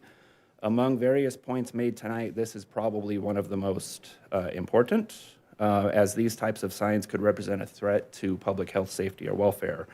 To be very clear, the code does not permit any type of temporary signs in the public right-of-way or on city property, period. Common types of temporary signs often located within the right-of-way or city property include A-frame signs, political signs, real estate signs, for lease signs, stake signs, sandwich boards, and the like. Beyond temporary signs, there may also be instances of merchandising displays, decorations, planters, and so on, which might similarly be located in the right-of-way where they are not allowed. To be clear, the city does have processes to allow things like outdoor dining in some areas, like the Village, for example, but absent any previous city approval, these types of things would not be allowed in the public right-of-way as well. So, that said, consistent with the council's previous direction to enforce the existing sign code and in compliance with both the strategic plan and the economic action plan, staff is prepared to move forward with proactive signage enforcement. The first step will include an outreach letter to businesses and property owners informing them of upcoming inspections, which will include all permanent and temporary signage on public and private property and other items, excuse me, which might be found in the right-of-way or city property, as I said, including merchandising displays, decorations, planters, and so on and so forth. That concludes my prepared remarks. We also have Captain Stabio from the police department in case there are any code enforcement-related questions. That concludes my presentation. Okay, thank you, Sean. I'll bring it back for discussion or questions, comments. Any? Shauna? I just want to clarify, because I know that there's been some misinterpretation in the public. This came about with the bid, the Business Improvement District, wanting to look at a more uniform look in the village. This wasn't something that was brought up because we're a few months out from an election. So I just want to make that perfectly clear. It's all the signs that we're talking about, including political signs and real estate signs and the A-frame signs in the village, they're all temporary signage. So that's why it's kind of all being lumped together, but just want to make sure everybody knows. The city is not out to take your signs out of your front yard. They can't, and I think I can speak to this probably better than anybody because I went through 2 election cycles, the last 2 election cycles. There are rules about, if signage can be in like the medians or on the parkways and, or on walls. Like we know already that you can't do that, but nobody's coming for your signs in your front yard. So just want to be totally clear on that. That's it. Thank you. Anyone else? Okay, I certainly support this, and in our business areas, working with our Business Improvement District, I think that they are offering some great solutions and partnerships, and I want to continue to support that effort. I think that making Glendora a destination and something, I like to say, when you get off the highway and you landed in Glendora, and you go, wow, did you see what I did not see? Let's clean up our clutter, okay? Let's make it a nice look, a professional look of how we do that. We can do things in the village. Signage is important. Attracting customers to come in is a valuable tool. Let's look at how we do that, how we place it, and do our best at it instead of just a so-so. Let's try to make people want to come here and want to stop, want to walk through our front door. Let's make those attractive opportunities. So let's stay after it. Anyone else? Okay. Good job. Okay. Thank you. Thank you, Thanks, Sean. folks. Thank you. Thank Have a you nice to night. the bid for continuing with some local work. Appreciate that. All right. Brings us to our first public hearing, item number 6. A public hearing to consider a resolution amending the master schedule of fees for service for fiscal year 2026-2027. And this is in fact a public hearing, so I will open the public hearing and invite Director of Finance Kyle Johnson to present. Welcome, sir. Thank you. Good evening, Mayor, Mayor Pro Tem, and City Council members. Tonight's item is the proposed updates to the city's master schedule of fees for service for fiscal year 26-27. So the master schedule of fees is typically reviewed annually by each department to ensure fees remain aligned with the cost of providing services. The proposed updates typically include department-requested revisions, operational updates, and applicable CPI adjustments consistent with the city's user fee cost recovery policy. And a lot of that happened with the update that was done in June. So the updates tonight focus on the Recreation Department and maintaining a fee structure that reflects current service costs while ensuring compliance with applicable laws and regulations. So as mentioned, the updates tonight are specific to the Recreation and Human Services Department. The updates focus on cost recovery and consistency in the areas of facilities, parks, teen center, courts, and field rentals. So adjustments include to better align fees with actual cost of service delivery, removal of outdated or obsolete fees, and clear identification of rental groups such as residents, non-residents, nonprofits, youth sports groups, tournaments, et cetera, applicable to each rental type. So if approved, the adopted fee schedule will be posted on the city's website. The department will also update internal forms, systems, and related materials to reflect the changes. So that essentially concludes my presentation. The staff recommends the City Council adopt the resolution establishing the master schedule of fees for service for fiscal year 26-27, and I'm available for any questions. Thank you, Kyle. Bring it back to the body. Any questions or comments? One question, Mr. Alalos. Sean, thank you for your, Sean, Kyle, for your presentation. Just one quick question. With the adjustment of this, what's our recovery rate and percentage-wise? I think we were hovering around 84, 86% prior. Yeah, so this probably won't change move the needle all that much. It's a lot more cleanup than it is really jumping the fees up a lot. We were able to take another look at it, and one of the fees moved from, I think it was $150 to $185, depending on what group you were part of, to $150 to $200. So it will improve our cost recovery, but it's not a huge jump like when we did the full fee study itself. So currently, we're somewhere in the mid-80 percentile? Yeah, we would still be in that range. Yeah, I just wanted to add one point of clarification. First of all, appreciate the question. It's an important one. And Recreation Human Services is one of the areas where we actually can't recover nearly close to 100% of the cost. Trying to, replace turf fields or grass or some of the larger facilities, you can't recover those. So we obviously, in contract classes, go above and beyond and actually have a net win in those areas. But when it comes to actually recovering the cost of the facility as it relates to Recreation Human Services, we just can't do that. The fees would be, $10,000 a class. So in terms, as what Kyle mentioned, in terms of the staff time and other maintenance and operations, Andy and her team have done a really good job trying to bring that up to cost recovery while still remaining very competitive in the marketplace. So I know that when we first started this several years ago, we were like well below 50%. Yeah, that's accurate, yes. Yeah. So the reason why I called you Sean for is you didn't give us a dad joke. We are all thankful for that. Thank you, Kyle. Mendel, do you have a question? No, I'm just ready to make a motion. Okay, actually, we do need to open up to see if we have any public testimony on this item. Any public comment? Okay, seeing and hearing none, I will close public comment.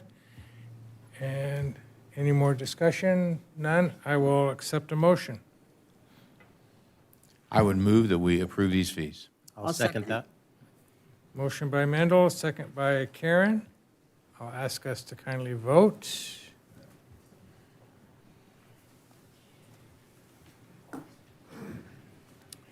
Motion carries unanimous, 5-0. Thank you very much. And I will close this public hearing. Okay, item 7. Again, a public hearing. First reading and introduction of an ordinance amending Title 21 in zoning of the Glendora Municipal Code to update regulations governing accessory dwelling units, junior accessory dwelling units, and Senate Bill 9 units in compliance with state law, APLN 26-0007. Having done all that, I will open the public hearing and invite Principal Planner Hans Friedel to report. Welcome, Hans. Well, good evening, Mayor and Council. So why are we here tonight? So tonight's item is a proposed ordinance amending Title 21, or the zoning code of the Glendora Municipal Code related to accessory dwelling units, junior accessory dwelling units, and SB 9 secondary units. We all know the state continues to enact a plethora of housing legislation each cycle or year, and we respond accordingly. The city received 2 technical assistance letters from HCD which further prompted some of these changes we'll talk about in a moment here. The changes tonight are confined really to Chapter 2104.040, and the intent is to comply with these HCD letters, make the city's code consistent with current state laws, and at the same time, kind of clearer for applicants, staff, and the public, and clean up a few things as well. So just for a little bit of background, the proposed ordinance responds to several changes in state law.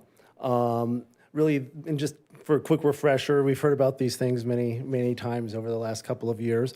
SB 9 requires ministerial or non-discretionary approval of qualifying 4-unit residential developments and urban lot splits on single-family residential lots that are zoned for that. That was 2021 timeframe. SB 1211 increased the number of detached accessory dwelling units allowed on lots with existing multifamily dwellings, and further limited the local standards cities can apply to those ADUs. That's 2024 law. And then there's been recent state amendments changing JADU owner occupancy requirements. The deed restriction that we used to require in our code now only applies if there's like a shared bathroom. All these are subject in some, the good news for us, all of these changes are still subject in some form or fashion to our objective design standards, which we adopted last year, which is good for us. So this ordinance updates the code to reflect these changes in state law. So HCD provided technical assistance to the city really in 2 areas, ADU, JADU regulations, and SB 9 urban lot split regulations that we had. Specifically in 2025 and early 2026, HCD notified the city that several provisions of our ADU, JADU, and SB 9 regulations were no longer consistent with state law or inconsistent with state law. The issues included our JADU owner occupancy restriction requirement, which I mentioned, some of the limits we had on multifamily ADUs, deed restrictions, and certain SB 9 application requirements, which was our vacant lot thing. I'll talk about that more in a minute. In February, the city responded to HCD and committed to correcting the ordinance and updating its processing procedures. The proposed amendments fulfill our commitment that we made to HCD to bring the municipal code into compliance with current state law. The goal is to keep the city's ordinance enforceable, current, and easier to administer.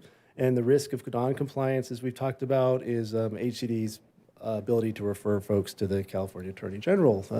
So some key changes then on the owner occupancy side, which I mentioned. The first change relates to the owner occupancy piece. So the existing code required an SB 9 urban lot split application to verifiably live on the property from the time of application. So because of that, we would not allow SB 9 lot split applications on vacant lots. Well, as it turns out, a vacant parcel is not automatically ineligible for an SB 9 urban lot split according to the state when the applicant submits a concurrent SB 9 housing development application with their lot split application. And also the required affidavit, which we've talked about before, so we require an affidavit. So this time, the code will rely on the owner occupancy affidavit allowed under state law. Essentially, we can't have any other owner occupancy restrictions not expressly allowed in state law. So they have to state that they intend to occupy one of the housing units as their principal residence for at least 3 years. The ordinance changes the timing of the 3-year period so that it runs from the date of approval of the urban lot split rather than the date of application. That's a little different. And further clarifies the rule of 4, which we've talked about many times here, which is simply the concept that no matter what the eventual mix of housing units on the 2 lots is, it cannot be more than 4, whether the lot is split or not. So some key changes to the ADU and JADU side of it. So the second set of changes relate really to ADUs and JADUs. For JADUs, as I mentioned, the ordinance clarifies that owner occupancy is required only when the JADU shares sanitation facilities, bathroom, with the primary dwelling. If the JADU has its own separate bathroom, which most do, that we see, owner occupancy is not required.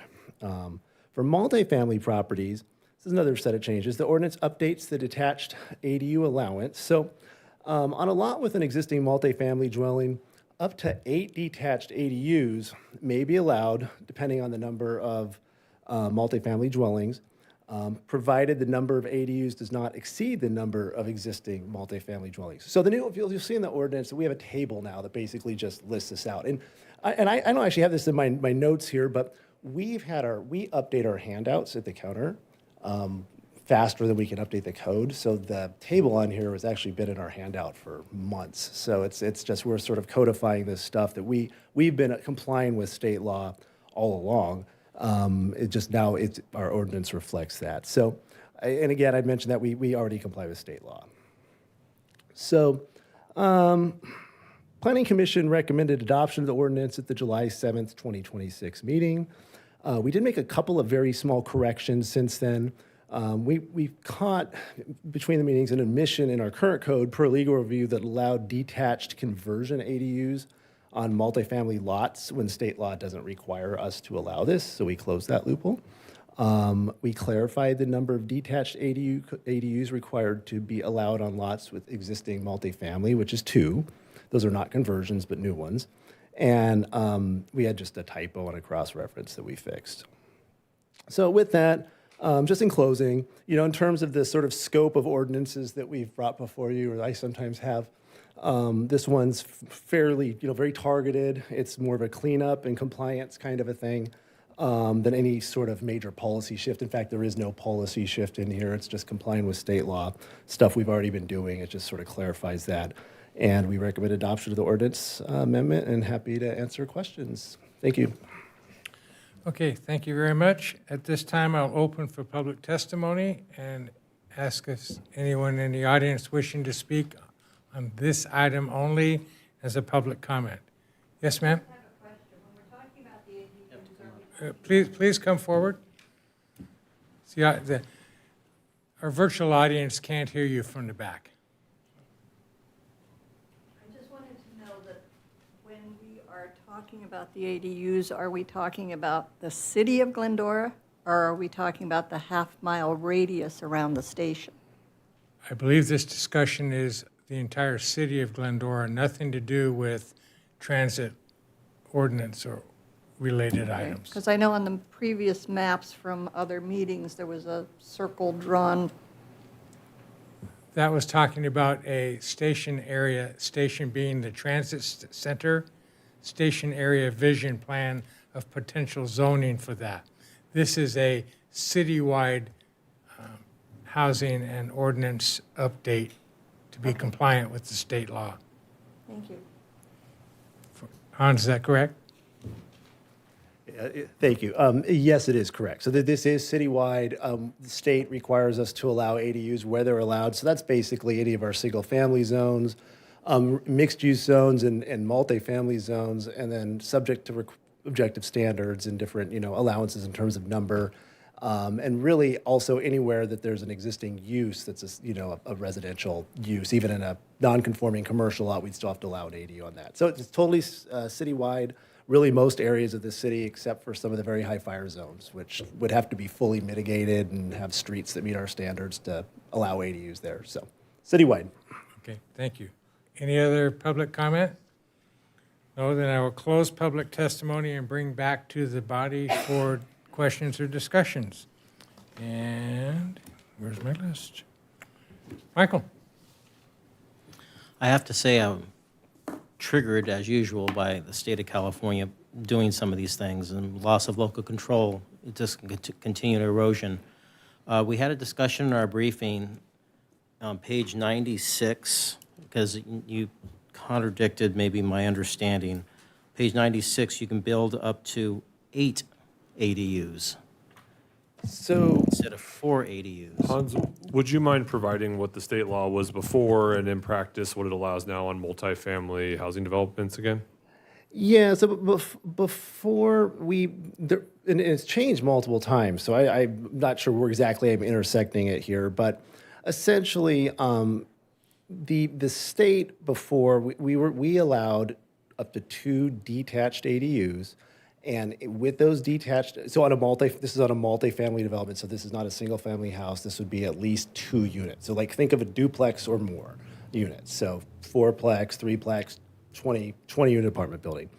2 detached ADUs, which I'm looking at the test, referring to the table here, and that doesn't change. And then what state law previously allowed was, it was up to, I believe it was two converted ADUs or conversion ADUs of non-livable space in those existing multifamily buildings. So it could be like a garage. We've got some applications like storage areas, things like that. And so what the bill did is it expanded that to be essentially up to matching the two things. So the conversion can be up to 25% of the total number of units. And then the second thing is, and that up to a certain limit. And then there's a cap, and that's conversion of space. So that would be like garages, closets, things like that. But it has to be attached in the main building. So it couldn't be like a detached wing of parking lot, garages in a multifamily development. Then the second thing is on the detached ADUs, this is really kind of the big change here, is that number now goes from 2 up to 8. But that number doesn't exceed the number of dwelling units on the multifamily lot that are already there. So for example, if you had an existing, it's probably easier just to kind of explain this in terms of a real example. So if you had an existing 4-unit multifamily development, so like a fourplex, so I'm looking at the table here, you could do 1 conversion ADU if you had the space to do it. So let's say you had like a storage unit or something and they're attached to the building, so that's up to 5. And then your maximum detached ADUs would be equal to the fourplex. So you could do, if you had space, you could do 4 detached ADUs. And so that would bring your total up to 8 or 9. In So it's not 4, it's 8. Total units. That's not 8, yeah. Yeah. Right. It would be 4 units, 4 detached ADUs, and 1 conversion. So I think maybe a more simple way to say is, in an apartment or a multifamily housing complex, you can have 1 ADU for each of detached for each of the first 8 units, essentially. And this is the change. Yes. And Hans, under state law, all of this is ministerial, right? They apply for building permits. There's not a zoning change requirement. There's no planning commission, city council approval. They just have to comply with the current standards in place at that time, and state law provides that benefit of public property to the home or to the property owner by right. That's right. So this is a by right thing. It's permitted by right. And they are subject to our objective design standards, so they have to either match the existing unit or be one of the designs we talked about when we did that and meet all those other standards. Most people with ADUs, they just match the existing architecture. And I do think it's really important to mention this, that we've been complying with this for at least a year now, I think. So this is what our handouts say. This is what we do at the counter. I just want everyone to understand, to be clear, that it's not just 4 total in the split of a lot. It could be multiple. No, that's SB 9. So that was the single family. We're talking about 2 different things here. I understand that, but if it can be a much larger number. No, well, I can answer that. Yeah. I can answer that. So that's a good observation. So I'll explain it here. There's 2 classes of basically ADUs that we contemplate here and we deal with the ordinance. ADUs or SB 9 units, additional units on single-family zoned lots. So usually you have 1 house, and it has to be zoned single-family. And that is that hard limit of 4 total units, however you slice or dice it. Then there's the category of ADUs that are allowed for multifamily, so like apartments. And they have different numbers because they're usually bigger. They're at least, the smallest multifamily is going to be 2 units, and then they go way up, to 200 or something, right? And so those numbers of ADUs are based as either proportions, which is the 25%, or for the detached up to 8, 1 to 1, and then there's a limit of 8. So even if you had a 200-unit apartment building, you would be capped at 8 detached ADUs. So The staff report wasn't clear on single-family versus apartment houses and things of that nature. That's why I wanted to bring that up. And since you touched on that, HOAs no longer can prohibit ADUs and junior ADUs. My understanding is they cannot under state law. They cannot prohibit it. Under state law, yeah. Yeah, in the past, it was prohibited. Before our current, yeah, several laws ago, yep, I think perhaps. I mean, it would have been up to the HOA to prohibit it. They may have and they may Correct. not, depends. Probably most did. So with regular development, you can have concessions and warrants. Can that apply to this as well? Yeah, it's a different, so that's to development standards. This does not address or touch our development standards. These are just strictly the number of ADUs, JDUs, or SB 9 units. I know, but you touched on earlier that they still have to comply to our development standards. So if they do any low-income housing, do they get any warrants and basically throw our design standards away? Well, that's an interesting question. So the ADUs, I mean, that the city attorney's here on that one, on some of that. But if someone came in here with a development that was affordable, so the exemptions you can get to some local objective design standards, and we wrote ours not as a sort of addendum to the code, but it's like, is ours actual zoning code? So let's say you had 20% affordable, and you get 3 concessions or waivers, and part of your development, which was affordable, included ADUs, not the number, but some, let's say a setback. Maybe a setback, or you didn't want to do window frames, we were nice window details or something. I think it's possible you could use that as an exemption, but I would subject that to legal review. And I also think that usually with that, the ADUs, which are typically the smaller units, you would probably use your exemptions on your primary or larger units, because that's where you're going to save the most money, right? Concessions and warrants are possible. If it was part of an affordable development, I would think so. But Yeah, as part of the affordable development, there could be potentially concessions that would apply and modifications to the development standards, but really it would apply to the main structure. Until tested. Thank you. That's all the questions I have. Okay, thank you. And before I go further, I must close the public hearing and then continue our deliberations. So, thank you. Bring it back, Shauna. Thanks, Hans. No questions, but I would just like the record to reflect that I'm not a big fan of HCD. They're like the judge, jury, and executioner. Like they set all the rules and handle their own enforcement. I think it's totally ridiculous. But, we are putting our ordinance into compliance with state law, and we got to do it. So, thanks. Thank you, Shauna. Mendel? Yeah, I was going to make that point that a lot of people, or at least some, think we should push back, and we have. As Michael said, we are losing more and more of our ability to navigate this, but I want to say staff has done a very good job of looking ahead and trying to help us to isolate the what-ifs and create rules that will keep us to have as much power as we can.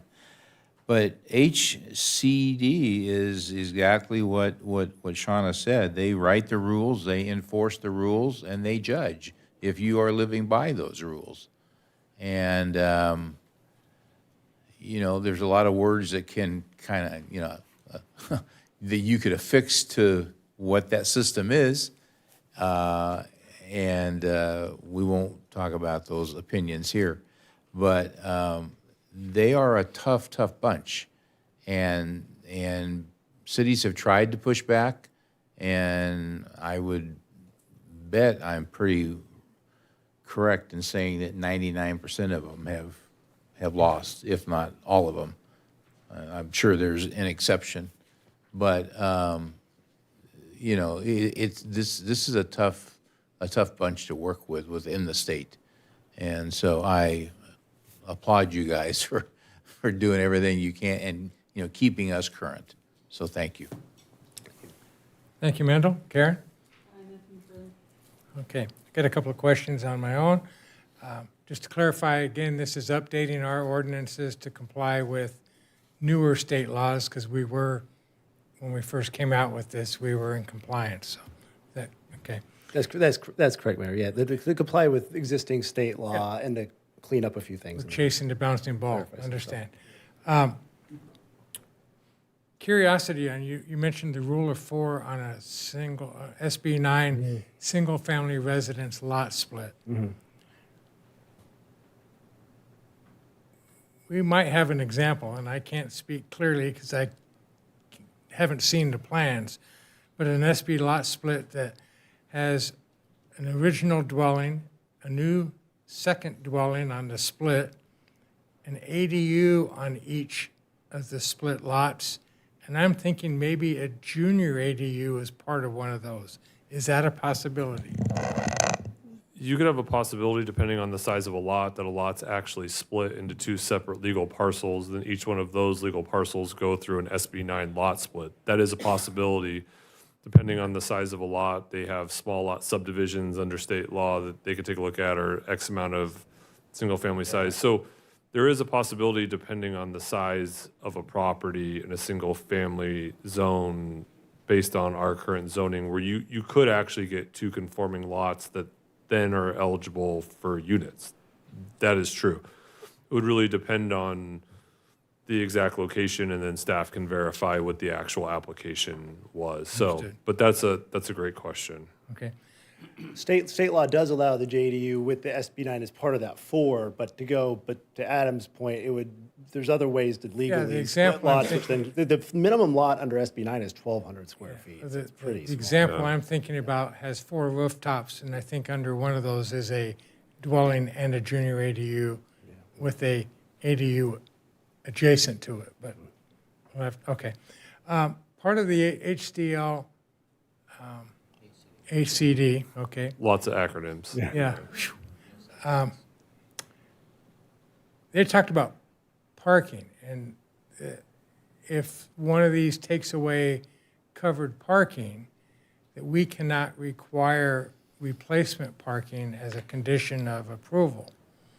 And I understand that. So the state is saying you don't have to worry about if they have a horse or not to park at their house. So my question is, can we include, if we make such an approval and they don't have to have a horse, can we preclude them from being eligible for an early morning parking permit on an annual basis? Because we're allowing them to get rid of parking, why should we allow them to clutter our street? A couple of things to the parking piece. So this change that we've done to the code here does not affect any of our standards as related to parking and what we're allowed to apply via state law, which we do. So one thing I do want to mention is with the SB 9 ones, which were the single-family ones, the state still, unless you're within the half mile of treads, it allows you to require, or allows us to require, and we do, 2 parking spaces for each of those halves, or if it was just on one lot, 2. But, of course, if they don't split the lot and do 4 units, they could be short 2. Most of our applicants do provide parking because they want to rent the units out. With the multifamily ADUs that we were talking about, if they did convert a garage and it was attached or something to the building, we can't require them to make that parking up Okay, on the site. I understand. So why should we be burdened with their clutter because they're moving their horse to the street instead of putting it on their property? That'd be a legal question, and I'm not sure you can enforce something that the state already exempts them from having to provide. I don't think we'd have a legal basis to do that.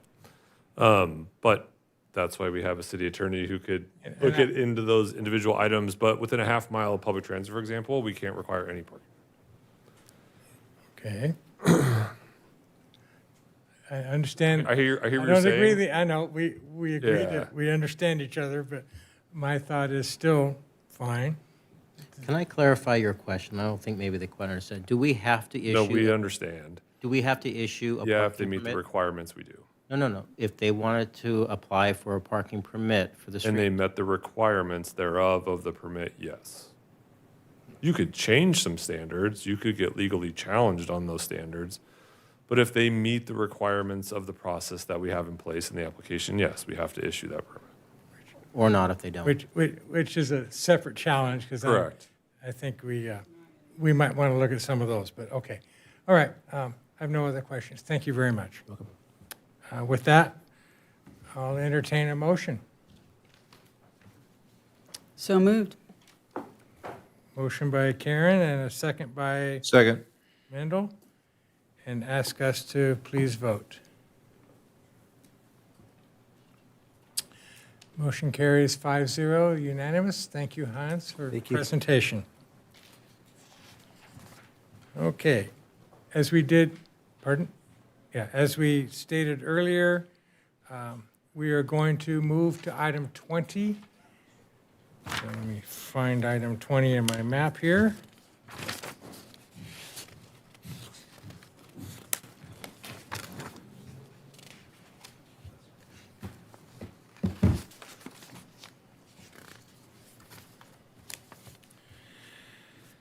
Under unfinished business, an update on the Glendora People Movement Project and review of first last mile 100% design plans.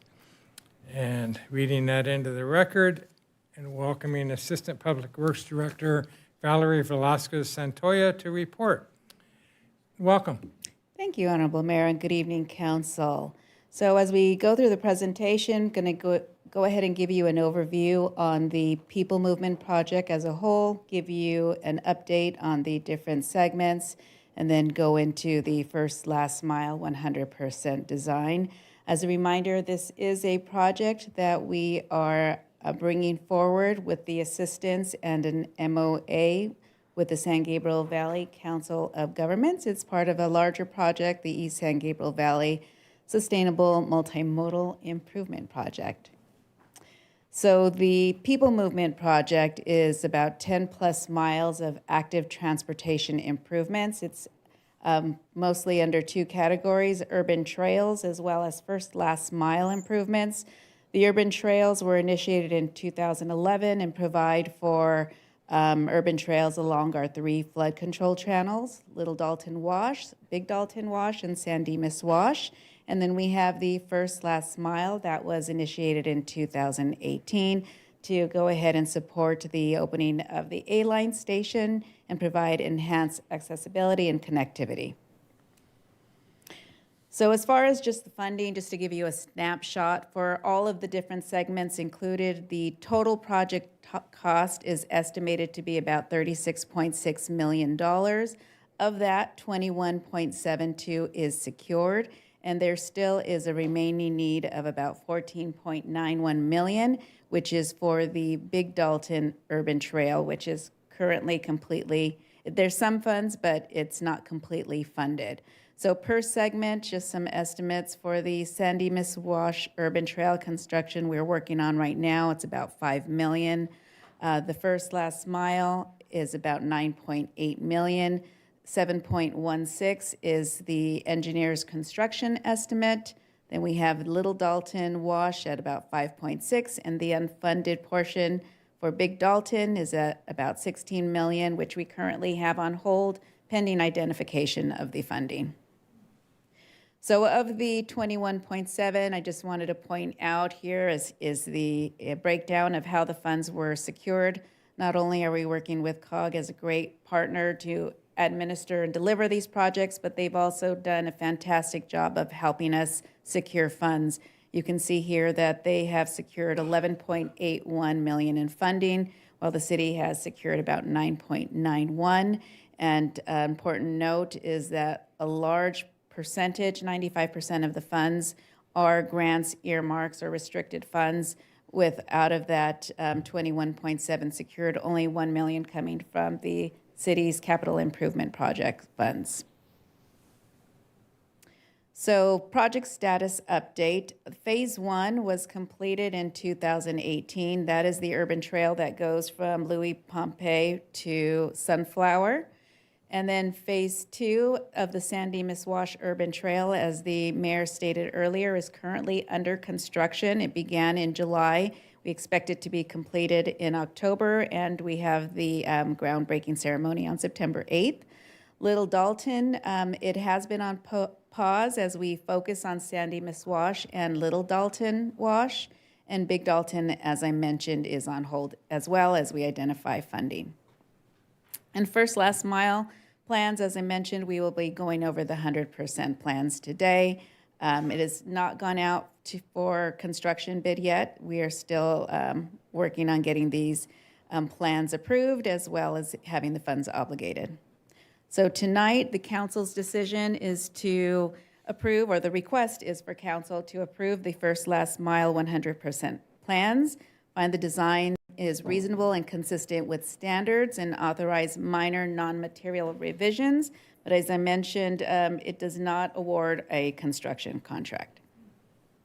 So the first last mile improvements are concentrated on Glendora Avenue and Foothill Boulevard. They are intended to improve access to the A-line, create safer and more comfortable walking and bicycling conditions, and strengthen the connectivity between the station, the village, Citrus College, local businesses, and nearby neighborhoods. So the first last mile project limits are basically on Glendora Avenue from Route 66 to Foothill Boulevard, as well as Foothill Boulevard from Citrus Avenue to Vista Bonita. So the plans for the 100% design include protected bicycle facilities, pedestrian and ADA improvements, the roundabout at Glendora and Ada Avenues, historic or antique style lighting, landscaping, and hardscape improvements. The design also includes circulation changes, including lane reductions in portions of both corridors. Along Glendora Avenue, there is a closure and redirection of northbound traffic at Vista Bonita and Walnut, and a protected intersection at Foothill and Glendora Avenue. Glendora Avenue will receive a 2-inch cold mill and asphalt overlay, so we'll have a nice new street there. And Foothill Boulevard will receive localized pavement work only, not a complete corridor-wide resurfacing. So the project is also about creating stronger connection between major community destinations. On Glendora Avenue, the design extends elements of the village character south towards Ada Avenue and the A-Line station. On Foothill Boulevard, it strengthens the connections to Citrus College and creates groundwork for future connections to the village and the business improvement district. Together, these improvements support existing businesses, future investment, and Glendora's identity as a destination. So the conceptual rendering here shows the proposed roundabout at Glendora and Ada Avenues. The roundabout provides a recognizable gateway between the station area and the village while slowing vehicle movements and improving the setting for pedestrians and bicyclists. The final engineering plans were refined a bit from the conceptual here, but in general, you could see the high level, the roundabout and the median and the crosswalks. Here, the roundabout concept is not new to the station area. Earlier visioning for the Metro Gold Line station dating to approximately 2010 also included roundabouts. I use the term circa 2010 because this image reflects an approximate date from the early station planning period.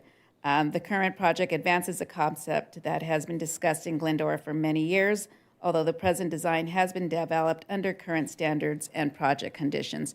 I will add this slide and a few others later on were not in your original packet, so the PowerPoint was modified. City Clerk will have it updated and available on the website tomorrow under supplemental section. So the comparison here is showing existing conditions, again, on Glendora Avenue, north of Carroll, towards Foothill Boulevard. The purpose is to create a clearer, more comfortable connection towards the village while retaining access to businesses and adjacent properties. Oh, sorry about that. And then here we see the image here shows the earlier concept or what we have for Glendora Avenue with the protected intersection at Glendora and Foothill. The 100% designs differ slightly from this rendering because the geometry was refined to take into consideration turning movements to accommodate large vehicles such as fire trucks and 40-foot buses. The difference is instead of the 4 little biscuits islands or the little tiers that you see on each of the corners, instead of those, we're going to have 2 biscuit islands and then 2 enlarged bulb-out islands to go ahead and protect your pedestrians and your bicyclists from ongoing traffic.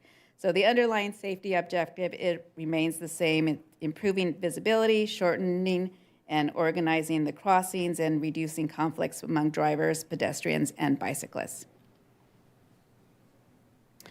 So here we are moving on to Foothill Boulevard. This is Foothill and Grand intersection. The design organizes vehicle movements while providing more visible and deliberate space for pedestrian and bicycle crossings. Here's another one on Foothill Boulevard. Again, just showing you the bicycle lanes that you can see there that are off to the side, and the shortening of the 2 lanes to the 1 line. You have the middle center lane as well that will allow for turning movements. And then here, I just wanted to mention also that this project has been supported by more than 7 years of outreach, cross-documented efforts. The city received more than 1,000 survey responses, conducted real-world demonstrations, participated in more than 25 engagement activities and public presentations, and worked with the community and regional partner organizations. These are engagement touch points that reached out to many people, different opportunities. So there's been outreach, as I mentioned, at every stage of the project rather than at any single point in time. The initial phase included stakeholder interviews, a walk audit, workshops, surveys, public events, and council and planning and community service commission briefings. Concepts were also tested through Roll to the Stroll and a longer demonstration along Glendora Avenue. Outreach continued through Glendora Village demonstration, presentations to multiple city bodies, and ongoing coordination as the plans advanced towards 100% design. So this slide is just going to go ahead and show the detailed outreach record beginning in 2018, and you can see that there has been a variety of ongoing outreach opportunities, including 2 workshops in 2020, one in the midst of COVID where we did online workshop and had the survey available online for people to partake in and provide input. Here's just some photos of some of the community engagement that we had, including the walk at it and presentations, the demonstration project, and more photos on workshops that were had. And then we also show here that initially in February 2020, this is from the February 2020 workshop, there were 4 focus corridors identified along Glendora Avenue, Foothill Boulevard, Ada Avenue, and Vermont Avenue. The scope before council tonight represents the portions of that early vision that were advanced through funding, environmental review, and detailed engineering.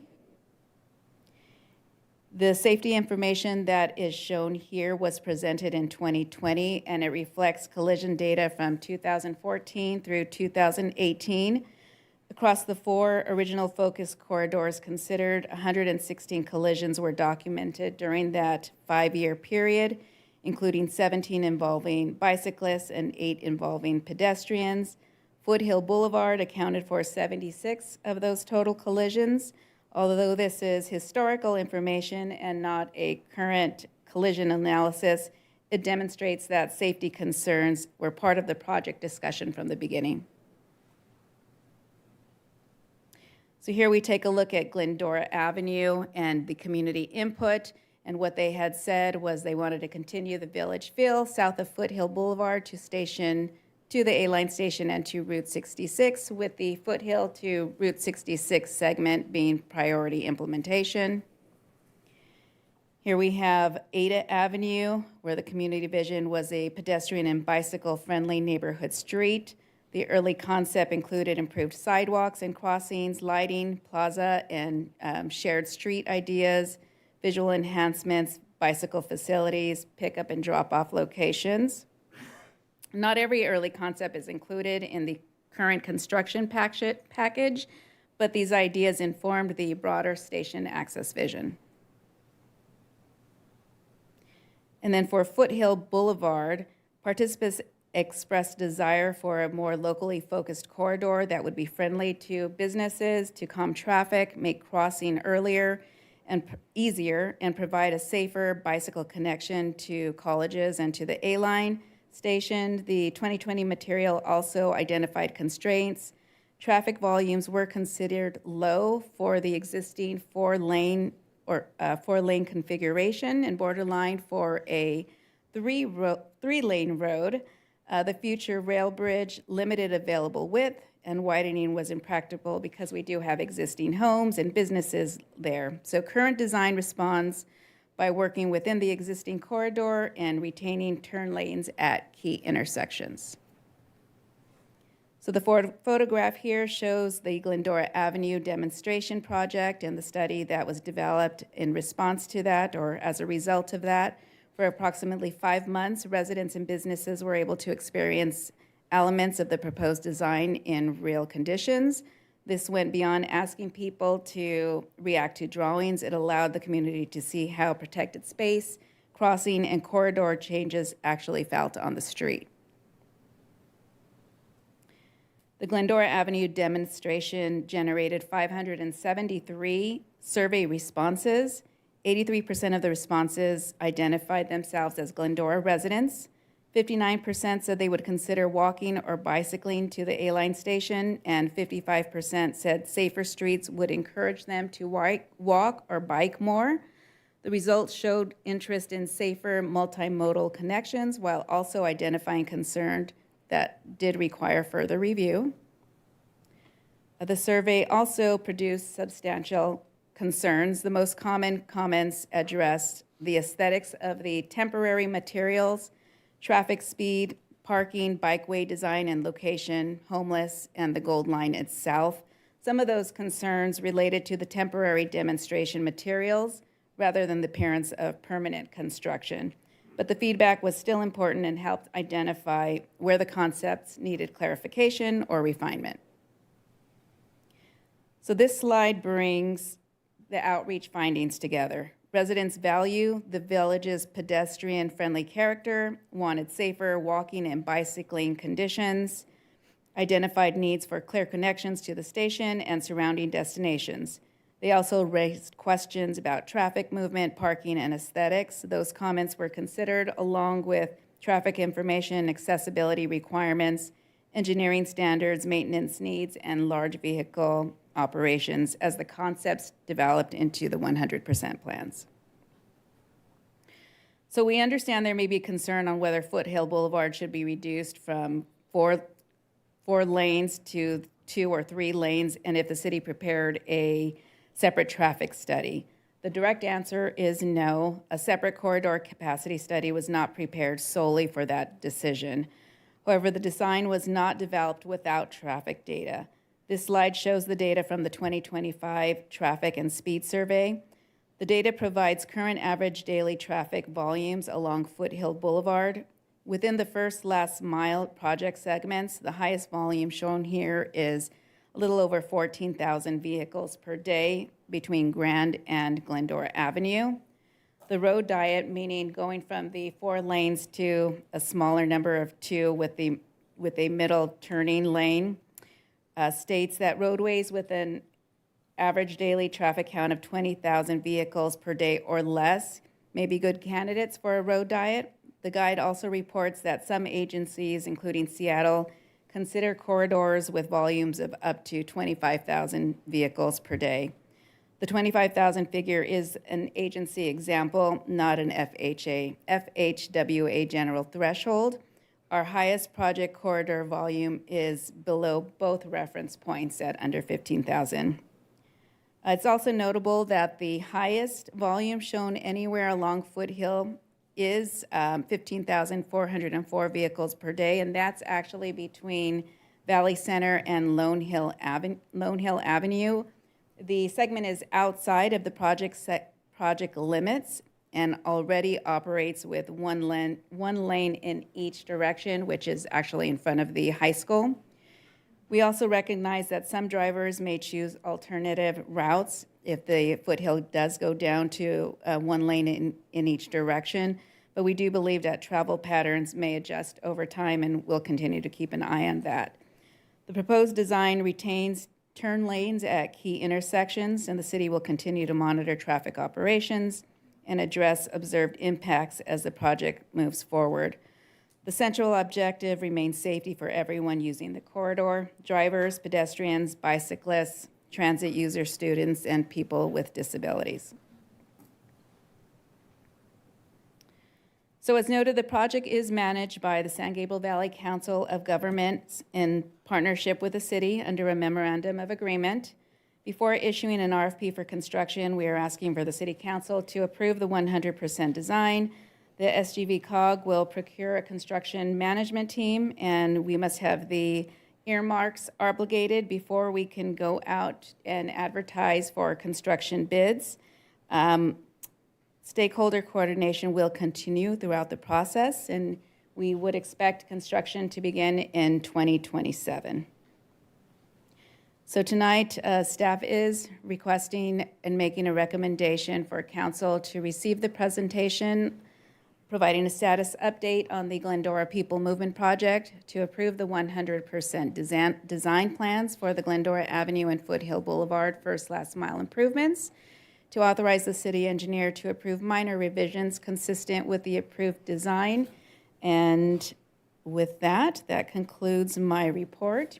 I also will mention I do have members from Alta Design and Planning as well as the COG available if there are any technical or other questions that I might need assistance with. But with that, I'll return it to you, Okay. Mayor.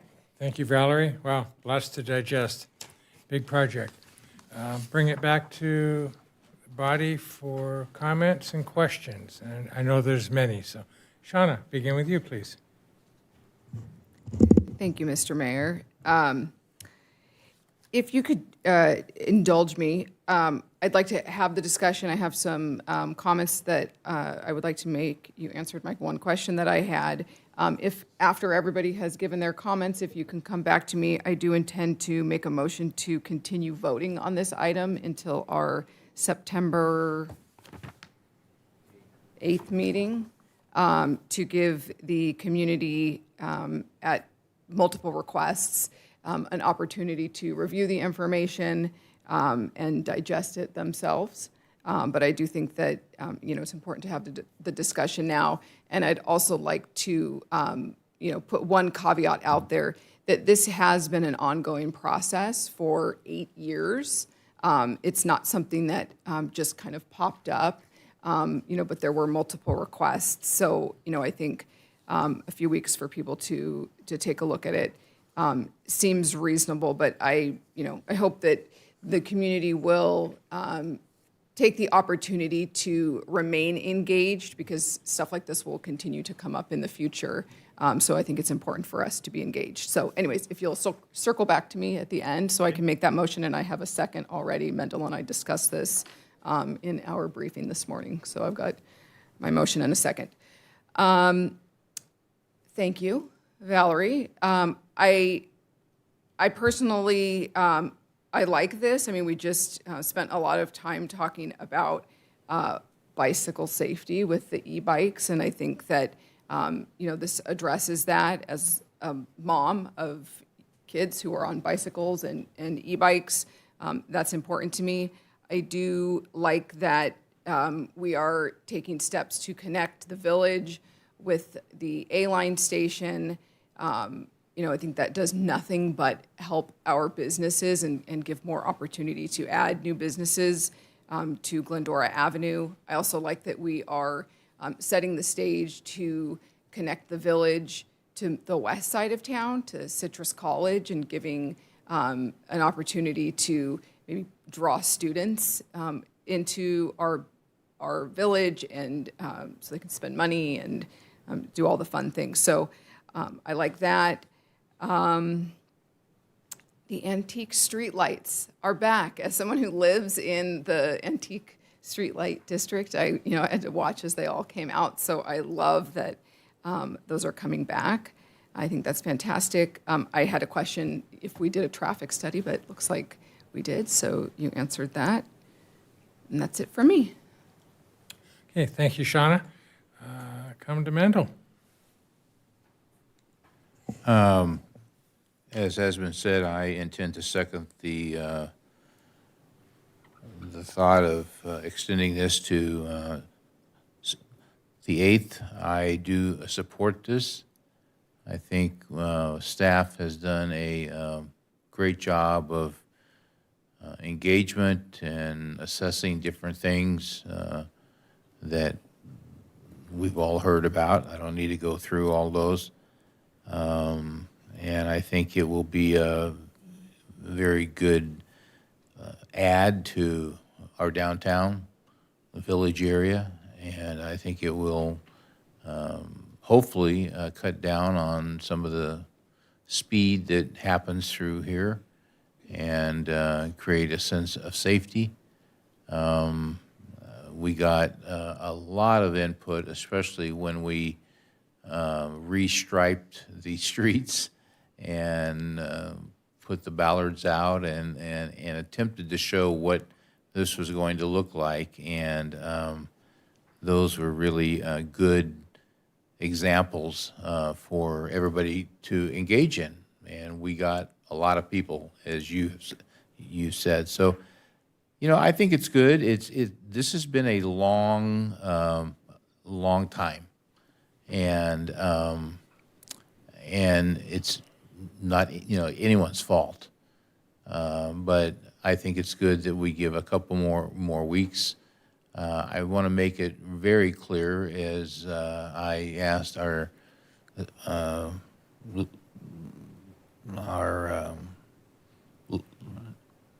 city manager today, this has all been funded by grants. I want to make sure people have heard that. Largely, yes, very Largely by grants. And we will not build any more until we get more grants. That's what our position is. And Adam, if you want to pause and help me make sure I said that. Sure. No, I correctly, 'cause appreciate it. We had a very pointed discussion, a robust discussion this morning, and I just want to make sure that the public knows that these funds are not being misused or taken, or, these funds could be used to restripe another mile or two of street or fix XYZ, building.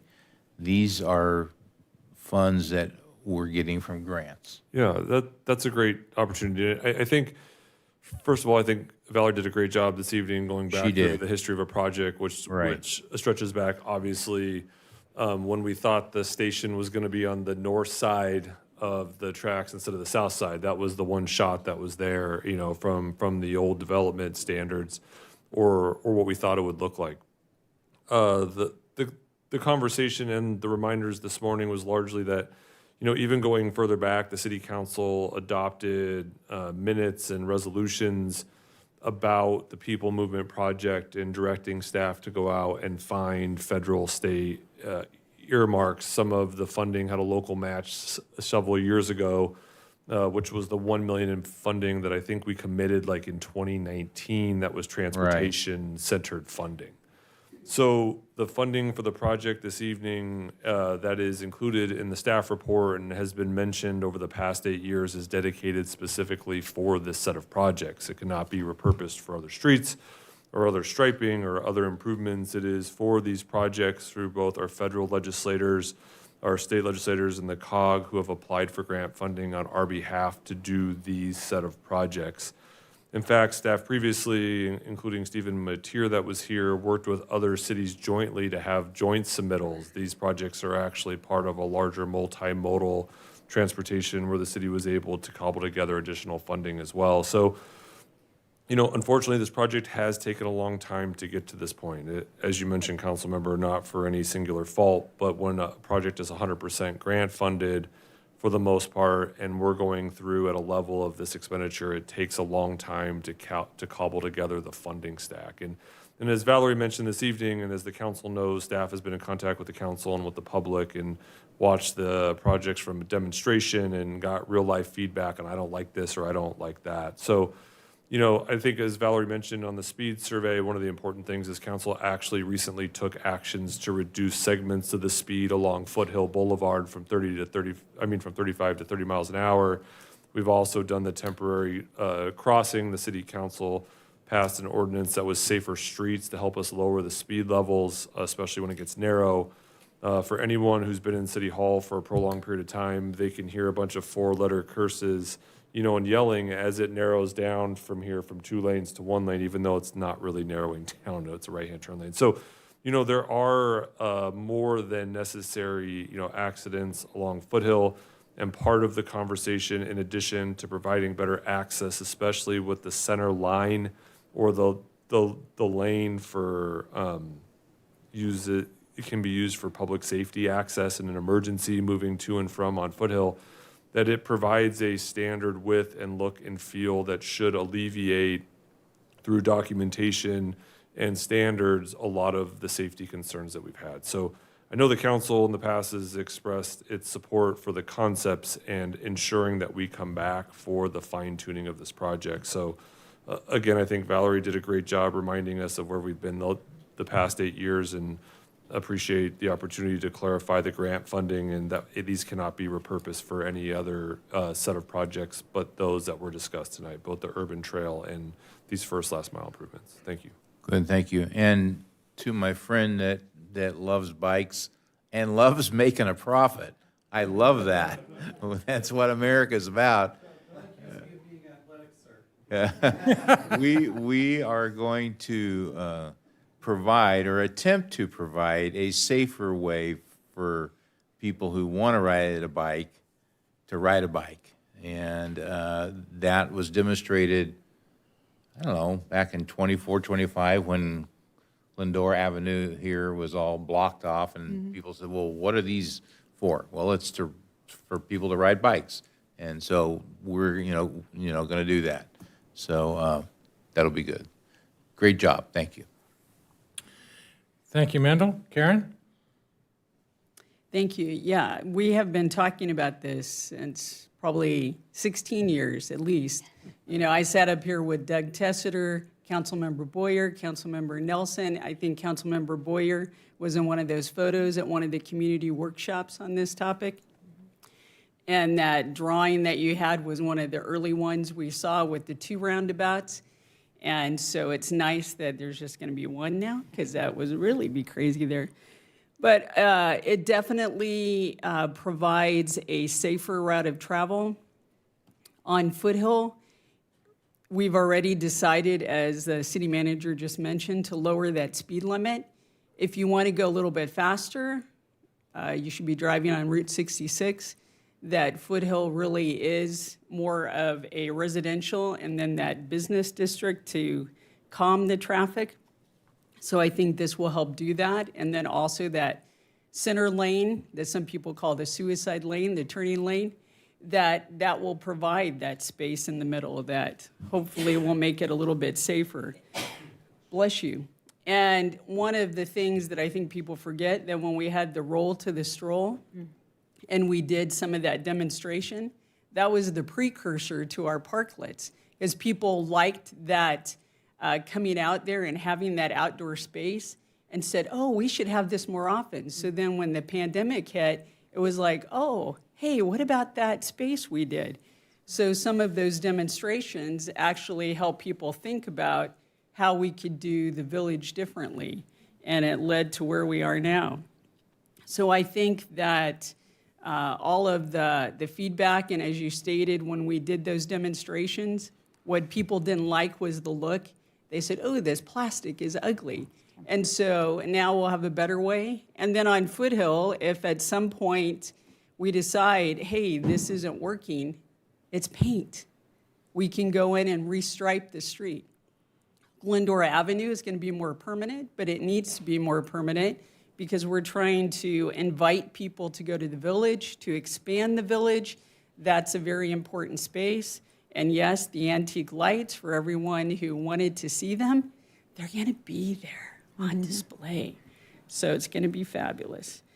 But I think taking in a lot of that feedback over the years that we've discussed this and looked at all of the different adaptations, that we're finally going to be at that place where we can actually do it.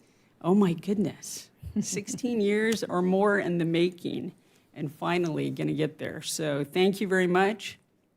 And hopefully, if folks haven't looked at it, haven't been part of any of those workshops, forget about the demonstrations that we had, that will take the opportunity to look at it now and see what's possible. So, thank you. Okay, thank you. Michael? Thank you, Valerie, for the presentation. There are certain aspects of this that I like, and there's certain aspects I don't like. And I think that the public needs to be brought along on this more so than they have. It's been a long process, as we mentioned, and a lot gets lost in translation over time. And such as going out of the post office, you're only going to make a right-hand turn because there's going to be a median there.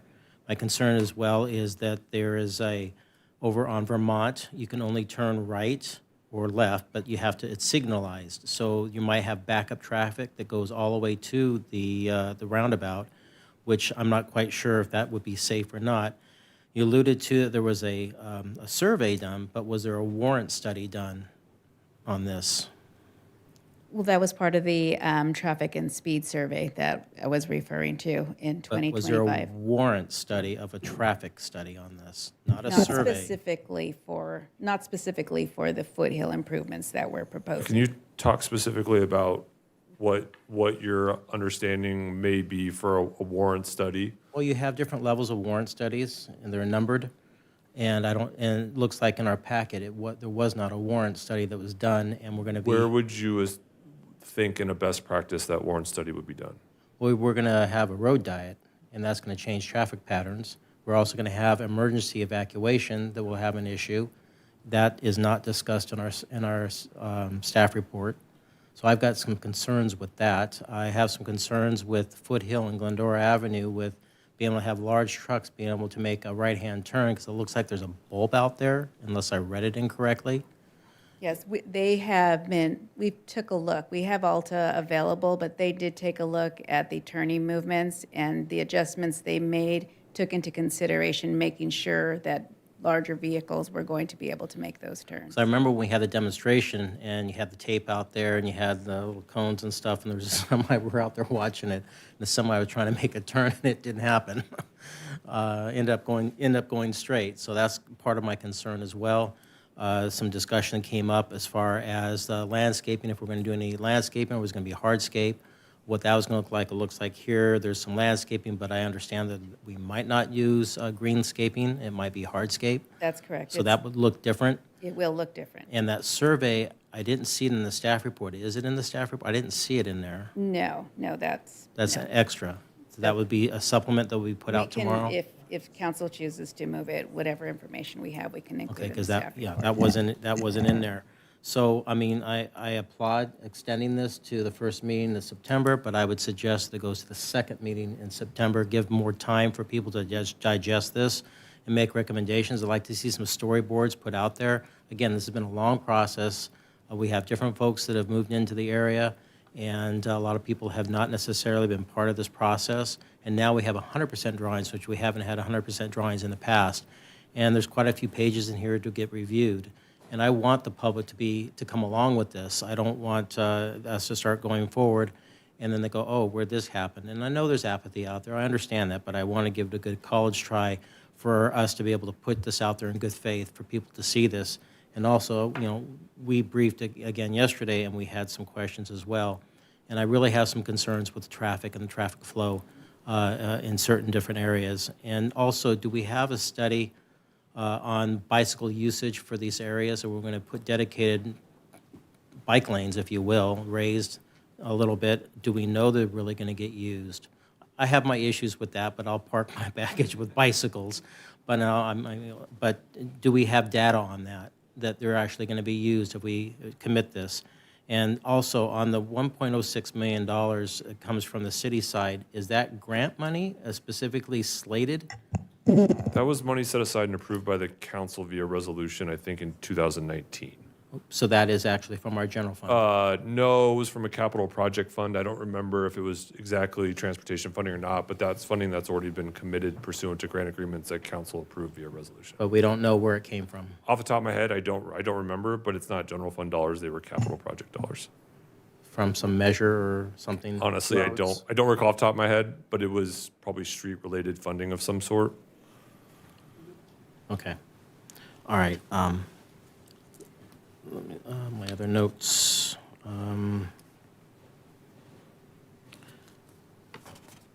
that's kind of all the notes that I have at the moment, but again, if the two of them want to make the suggestion to continue this for the second, I'd rather have the second and not the first. Give a little more time than just 2 weeks.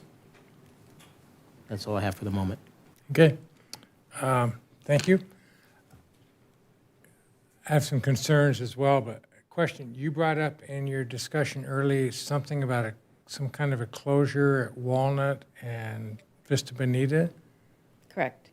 Help me understand. I was looking through the plans, I didn't find that.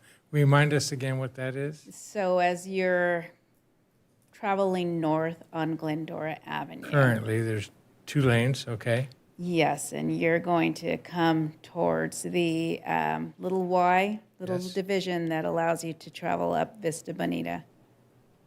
That will be, we will have a barrier so that you cannot proceed north. It will be, you'll be redirected. So you can still turn onto Walnut, that little island, you'll be able to turn and it'll be restructured so you could turn that way. But you won't go straight north. So northbound on Vista Bonita will be Correct. discontinued. Correct.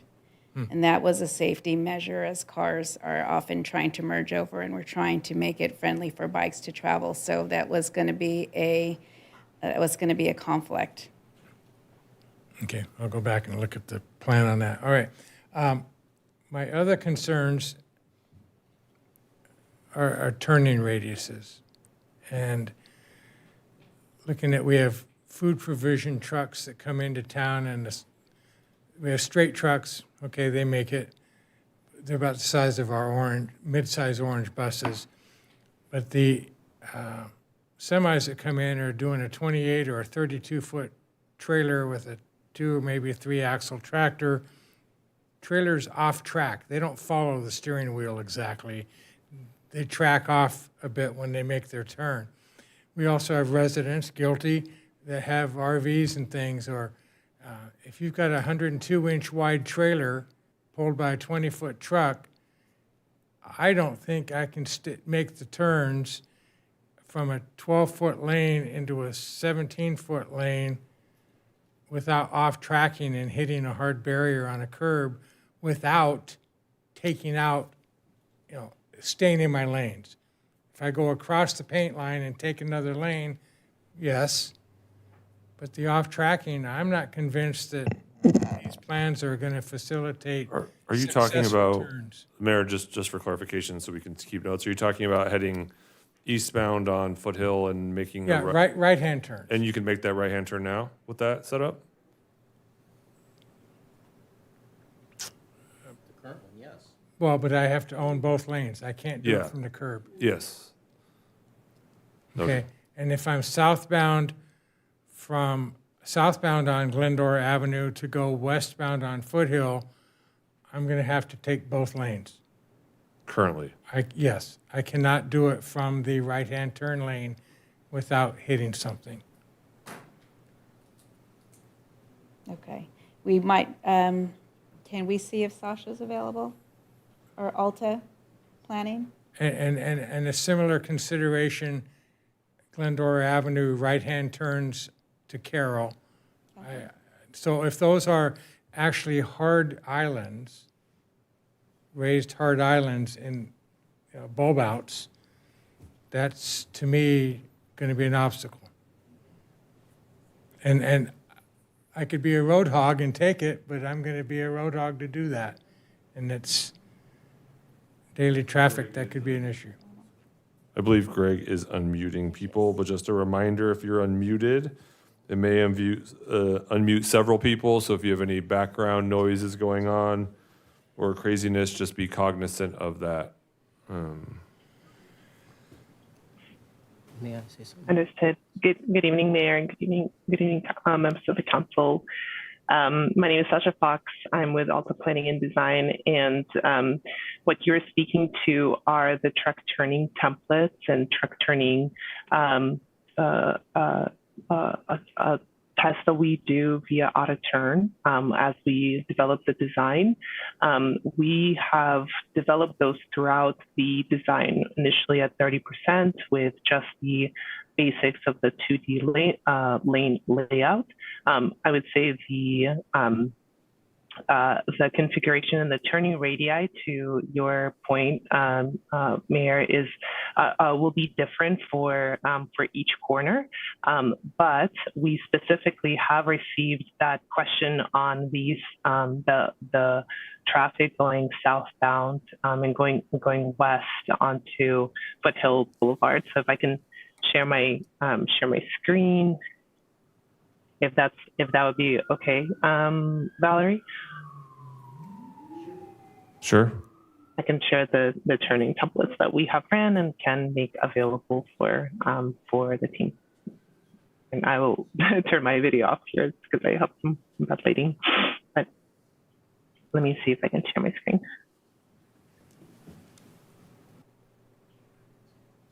Right, perfect. Let me know if you can see my screen. Okay, great. This is the intersection of Glendora and Foothill Boulevard. You can see that we have tested for a bus turning template. What the design shows that Valerie had spoken to before, it shows the two bulb outs on the northwest and the southeast corners, and then it shows the protective islands on both sides. These islands are not connected to the sidewalk. So to your point, and they have a driving apron. So to your point is if you are driving and you do cover the curb, it does not go directly into the pedestrian path. We tested for bus because there's Foothill Transit facilities along en route on this portion of Foothill Boulevard and Glendora Avenue. So we tested both the eastbound on the Foothill Boulevard and the southbound going down Glendora. We also tested for the city fire and truck emergencies or emergency responders for all directions of the intersection. You can see that we essentially we showed that the truck will come into the gutter pan, but will not go into the pedestrian or the next lane because the left turn pocket is pushed back so that you are not you are not in conflict. And then for the third one, we tested for specific to your point about businesses and access onto Glendora Avenue. We tested for that westbound going north along Foothill, as well as turning movement eastbound onto or westbound onto Foothill Boulevard. That was the turning movements for Foothill Boulevard and Glendora Avenue. As well as we have performed, this is the location at Glendora Avenue and Ada. We have tested the both of the buses because this is a truck route, a city fire in all directions. And I also want to mention that the roundabout has a drive apron. So if an emergency vehicle does need to go onto the roundabout to essentially to exceed their speed or help with performance operation through the intersection, they can. As well as we tested for the W50, which is a larger truck going north and south, which is the truck route that you were discussing. And with that, I'll stop sharing my screen. If you have any questions. Mayor, do you have any specific questions about the turning movements just noted? Sure. I happen to know that the fire trucks have a better turning radius than most motorhomes and certainly a bus. They have a shorter wheelbase, so they turn great. They have large overhangs, but they turn tight. They're pretty amazing. Buses, not so much. If we had a grocery truck make the mistake of going from Albertsons north and going over to Vons, because they're the same company, or going from Vons back to Albertsons, they'd definitely be in trouble on this route, making a right turn. Yeah.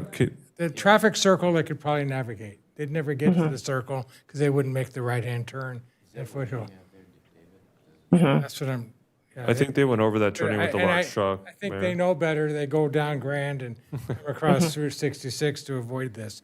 But residents with motorhomes pulling toy trailers and things, they're going to be owning the road or be grumbling because these turns are, the right-hand turns at the square intersections are the biggest concern. If you got an 8.5-foot wide vehicle aiming for a 13-foot hole, it's pretty tough. And if I was going northbound on Glendora with a car in the left-hand turn lane, I couldn't hog the lane. It's we may slow things down a bit. And obviously the driver doesn't want to do damage, so he's going to figure out how to avoid that.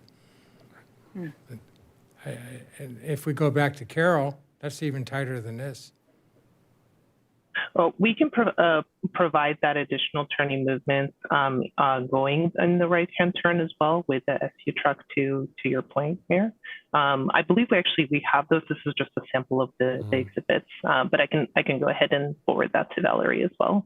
And then Valerie and the city team, would you be able to stop? I've tried to stop sharing my screen a few times, but is it possible to release back to you? Thank you. There we go. So what I just heard is these are fixable things, at least the Well- consultant thinks that it is. I think what the consultant was going through is the movements. The mayor has some concerns that what went over isn't necessarily accurate. I think there's a whole other conversation on truck routes and other things like that the city has established, and people don't tend to drive down Foothill with all that stuff now anyways, especially in the residential areas. Although there are motorhomes and there are those, Yeah, there are motorhomes those and in some toys. of those homes, yeah, absolutely. So, I think is we navigate some of those turning radiuses, we can provide additional clarity, and those can be some of the larger boards which show those turning radius. It talks about the driving aprons and the movement they're in, and those are intended to be used on some of those larger movements. But I think as the mayor mentioned, and as was just stated by the consultant, I know Moises, who's here tonight, specifically at the mayor's request, went through some of these turning radiuses to show that they could in fact happen depending on the type of truck. So, I'm but that's looking- information we can provide. I'm yeah. looking at the Carroll intersection and the way the bulb outs are triangulated, that helps a lot. I Yeah. think that alleviates a lot of the concern, so. Yeah, but I mean, if that's something we can go over in more detail and provide additional clarity, absolutely. Just, thank you. So, I mean, yeah. Yeah, that's good. I think it sounds like we do need some extra time, as you earlier said, so. Yeah, just some validation of that would be helpful. Also, Michael and I just went back and tried to find on the Vista Bonita Walnut discussion. I didn't see a closure of at Walnut. of It's Vista not a Bonita, so- closure, it's a painted line, correct? There's going to be some little dividers, but yes, it's nothing that's permanent. So it is planned to go in there, but it's something that's easily Like a delineator reversible. type thing? Yes, correct. Can you explain further what that means, not permanent, but something's going to be there? Well, like little delineators, basically, like the mayor just referenced. So they're little circle delineators that you'll see that will come across on both the north and the south side of that. Painted? Not painted. So one of the issues you have there, if you've driven that area a lot, is people cut across and there are accidents right there. Well, from they people. go into the right from the left. That's lane. correct. You get the crossing of streams right there. So when you have pedestrians, not pedestrians, excuse me, when you have people on bikes in the area or other rolling things, which we do now, that crossing and going straight creates that safety issue. And so the thought process in the plans and the reason why Valerie mentioned it was that you want to eliminate that conflict right there between a car going straight and taking out someone who's also in the next. So are those going to be like plastic cones or And I hardscape? don't know what the specifics are, but Because it's not marked on the drawings. Sasha, I'm sorry, I don't have the specifics. Are you still there to tell us the materials for that? I am. If it's possible to send that to Vincent, because he was involved in the earlier decision making for that intersection, that would be really helpful if it's possible to mute. Wouldn't it be similar to what we currently have at the corner of Minnesota and Foothill by LaFetra Center? I want to pull it up and see, or ask them Oh, to God, see I what hope those not. materials are. I know what it looks like, but the materials.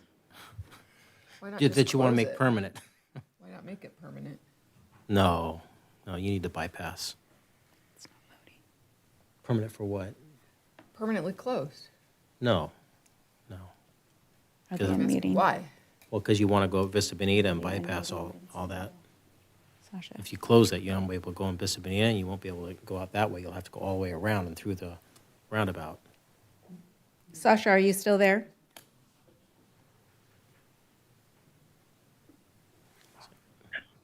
Yes, I am. So the intersection will be still, so Vista Bonito Avenue direction will still be available. We were placing the concrete bollards that are closing the slip lane access directly from Glendora Avenue to provide a straight through. It will now route the turning movement around the existing island that's currently there and making into a right turn on Vista Bonita instead of a straight. Roundabout here. And can you tell us what the materials are that we'll be using? So it is a planter material, or a planter essentially, with a crash cushion available, so that it's as well as separated by striping for the bike lanes. There will be additional signage as well in front of the crash cushions and planters, as well as a new crosswalk that provides a crossing across Vista Bonita north onto Glendora. Did you guys get that? So there'll be planters placed the way we have planters in our village. So there'll be planters and then a crosswalk in the middle of that area. Targets. Well, perhaps in our follow-up, we can get exact pictures. That'd be very helpful. Thank you. Appreciate that. Okay. Got it. Michael, another question? Adam, when I'd asked us in briefing, you were going to get some more clarity on that, on the funding cycle. This has to go through Caltrans because they have the funds, we have to apply for it. What's the timing on that? So yes, these are fiscal year 2023 earmarks. So we have, we need to go ahead and have these funds obligated. So it is in process. Caltrans is reviewing our application, and the deadline to have the funds obligated is September 30th. Next month? September 30th. September 30th. Because that wasn't in the staff report either. No.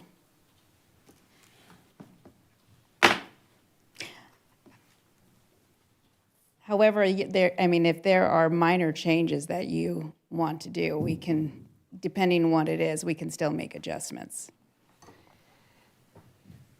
So we have to approve this because they want to see us approve this before they... It's simultaneous, so if you guys want to push it till September, we can do that.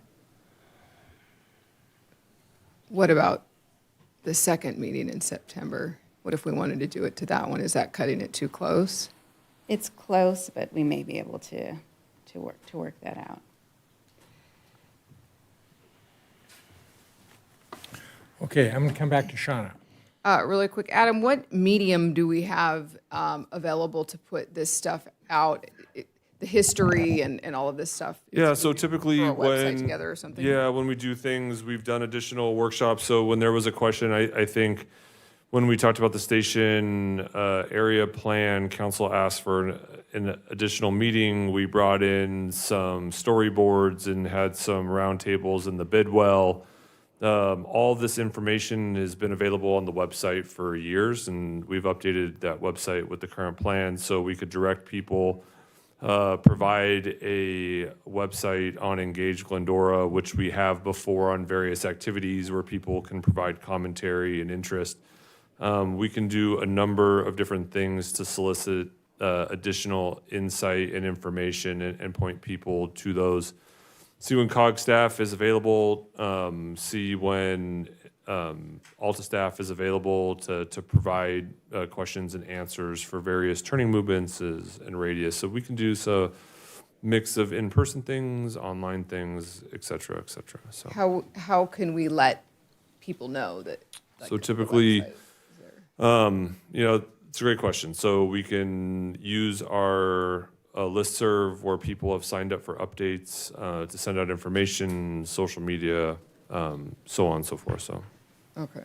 tend to have a fairly large reach on social media as well. Perfect. Okay, well, then I'll move that we continue this item to our September 22nd meeting to give the public an Sure. opportunity to review the information and provide feedback. I'll second or third that. Yeah, second that. I'm good with that. Can we do storyboards and put it at Bidwell? Yeah, it's what I just said. Okay. Yeah, absolutely. I thought you wanted to do it virtually. We said we could host a variety of different things, yeah. Okay. Okay, we have a motion. If we would kindly vote.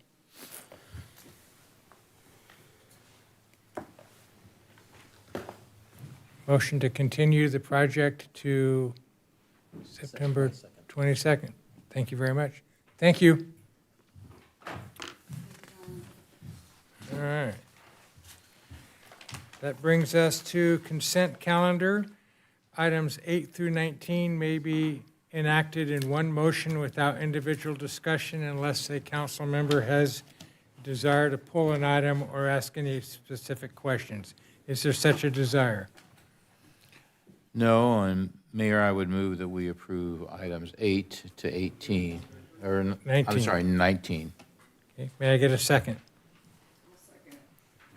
I'll second. Motion by Mendel, second by Shawna to accept 18 through 19. Please vote.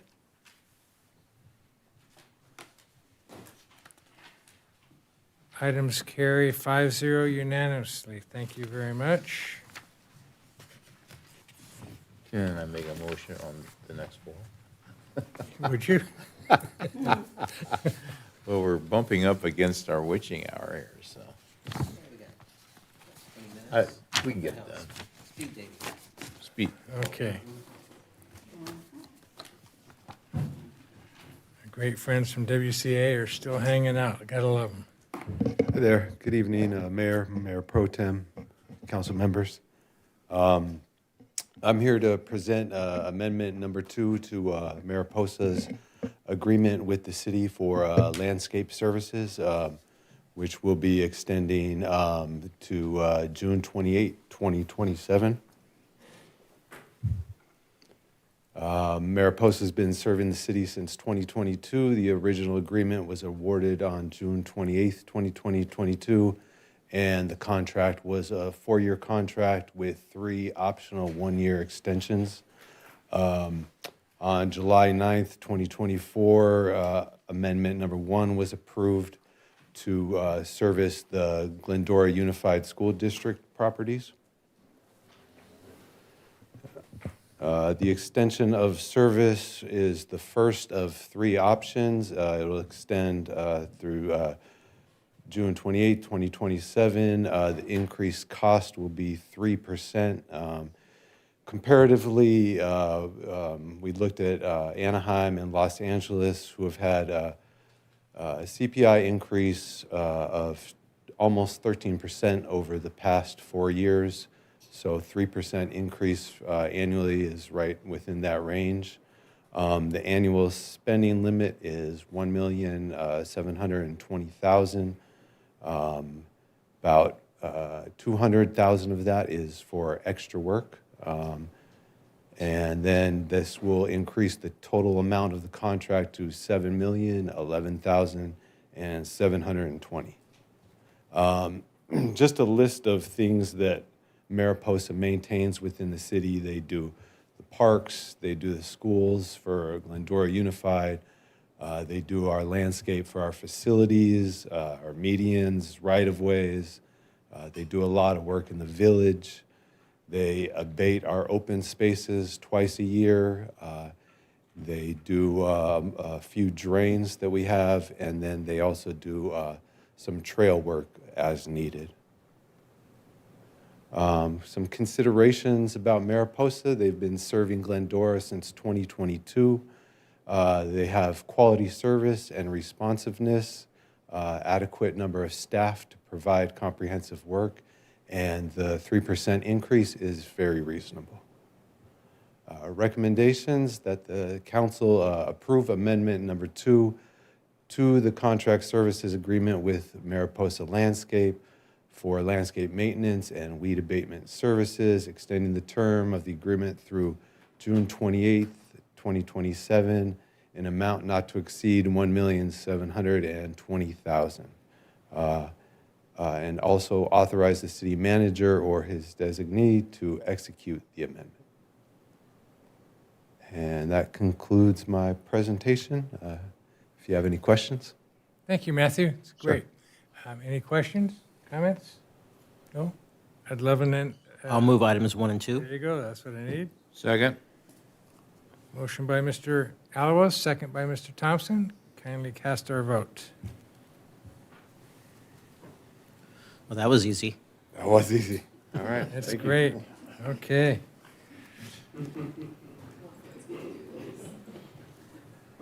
Okay, item number 22, consider authorizing a supplemental appropriation in the amount of $9 million to account 301-00990-70000 for lots of zeros in money, for construction of streets and facilities projects identified at the City Council workshop held on June 16th. And presenting, I laid all the groundwork with all that hard word stuff, so Mr. Kyle Johnson, welcome. Yes, good. Oh, come on. Good evening, Mayor, Mayor Pro Tem, and City Councilors, Council members again. Yes, unfortunately, we're on the other side of adding zeros, so we talked about making money earlier. This one's spending, so usually the fewer zeros, the better, at least in my book. The item before you tonight is authorization of the remaining one-time use of the discretionary funding and necessary budget adjustments to record the allocation of the funds from the general fund and the Glendora Unified School District Joint Use Agreement Fund to the Capital Projects Fund. On June 16th, 2026, City Council hosted workshop number 1 and identified 11.88 million in streets and facilities projects. On July 14th, the City Council appropriated the first $3 million to begin the design and construction process for these projects. The funding came primarily from the proceeds of the sale of the San Jose Woodland site, and then tonight staff is requesting City Council appropriate the remaining $9 million. The total $12 million in appropriation is funded from essentially 3 sources: proceeds of the San Jose Woodland site sale, reprioritized capital projects, including the GUSD pool contribution, and the general fund contingency reserve. The use of the general fund contingency reserve drops the reserve percentage to 35%, which is still within the city's policy range of 30% to 45%. So some specific project updates will be provided in more detail with the next quarterly capital improvement program update in September, but as of now, the design process is underway for the streets project, starting with the work to get the bid package out in early fall with the intent to have construction start in early 2027.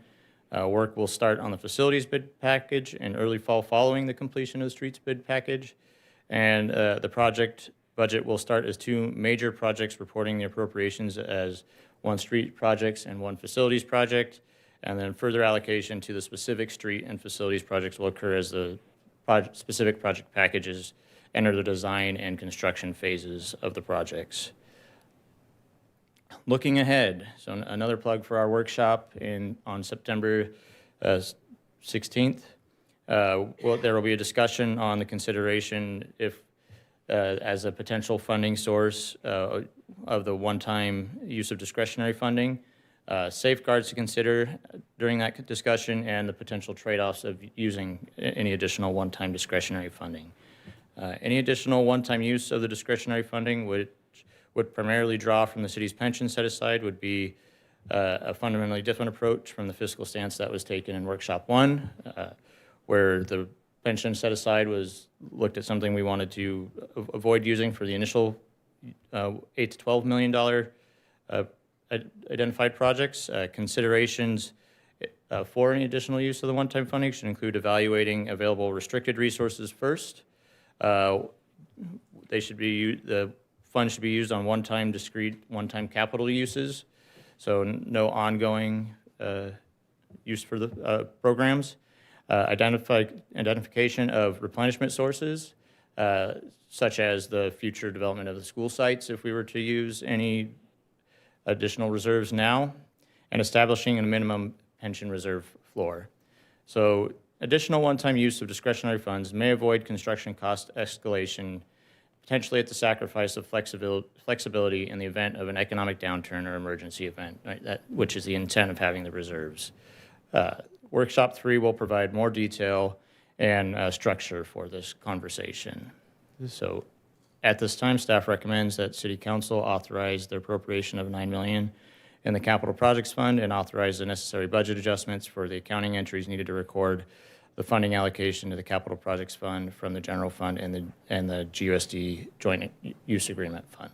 I'm available for any questions. Okay, thank you, Kyle. And Adam, am I correct in that while the dating on these projections were conservative, we might actually be a little ahead of schedule on some of the street projects? Yeah, so, as part of our commitment, similar to other things that are important, we'll come back quarterly with updates. We'll have that first meeting or second meeting of September. Some of the design work for the road projects is already complete and being reviewed by staff now, and we're hoping to get it out to bid quickly. So no pressure, Hal. So, welcome, by the way. I think staff has done a good job trying to move, those council decisions, made in June 4 quickly, so, or July quickly. So to the extent that we continue to have good news and updates and fingers crossed, the projections come back under budget and we're able to do more. So we'll have a more comprehensive update on those quarterly reports coming up in September. Wonderful, great news, thank you. All right, bring it back. Any questions, discussion? Michael? I'll move items 1 and 2 of the recommendations.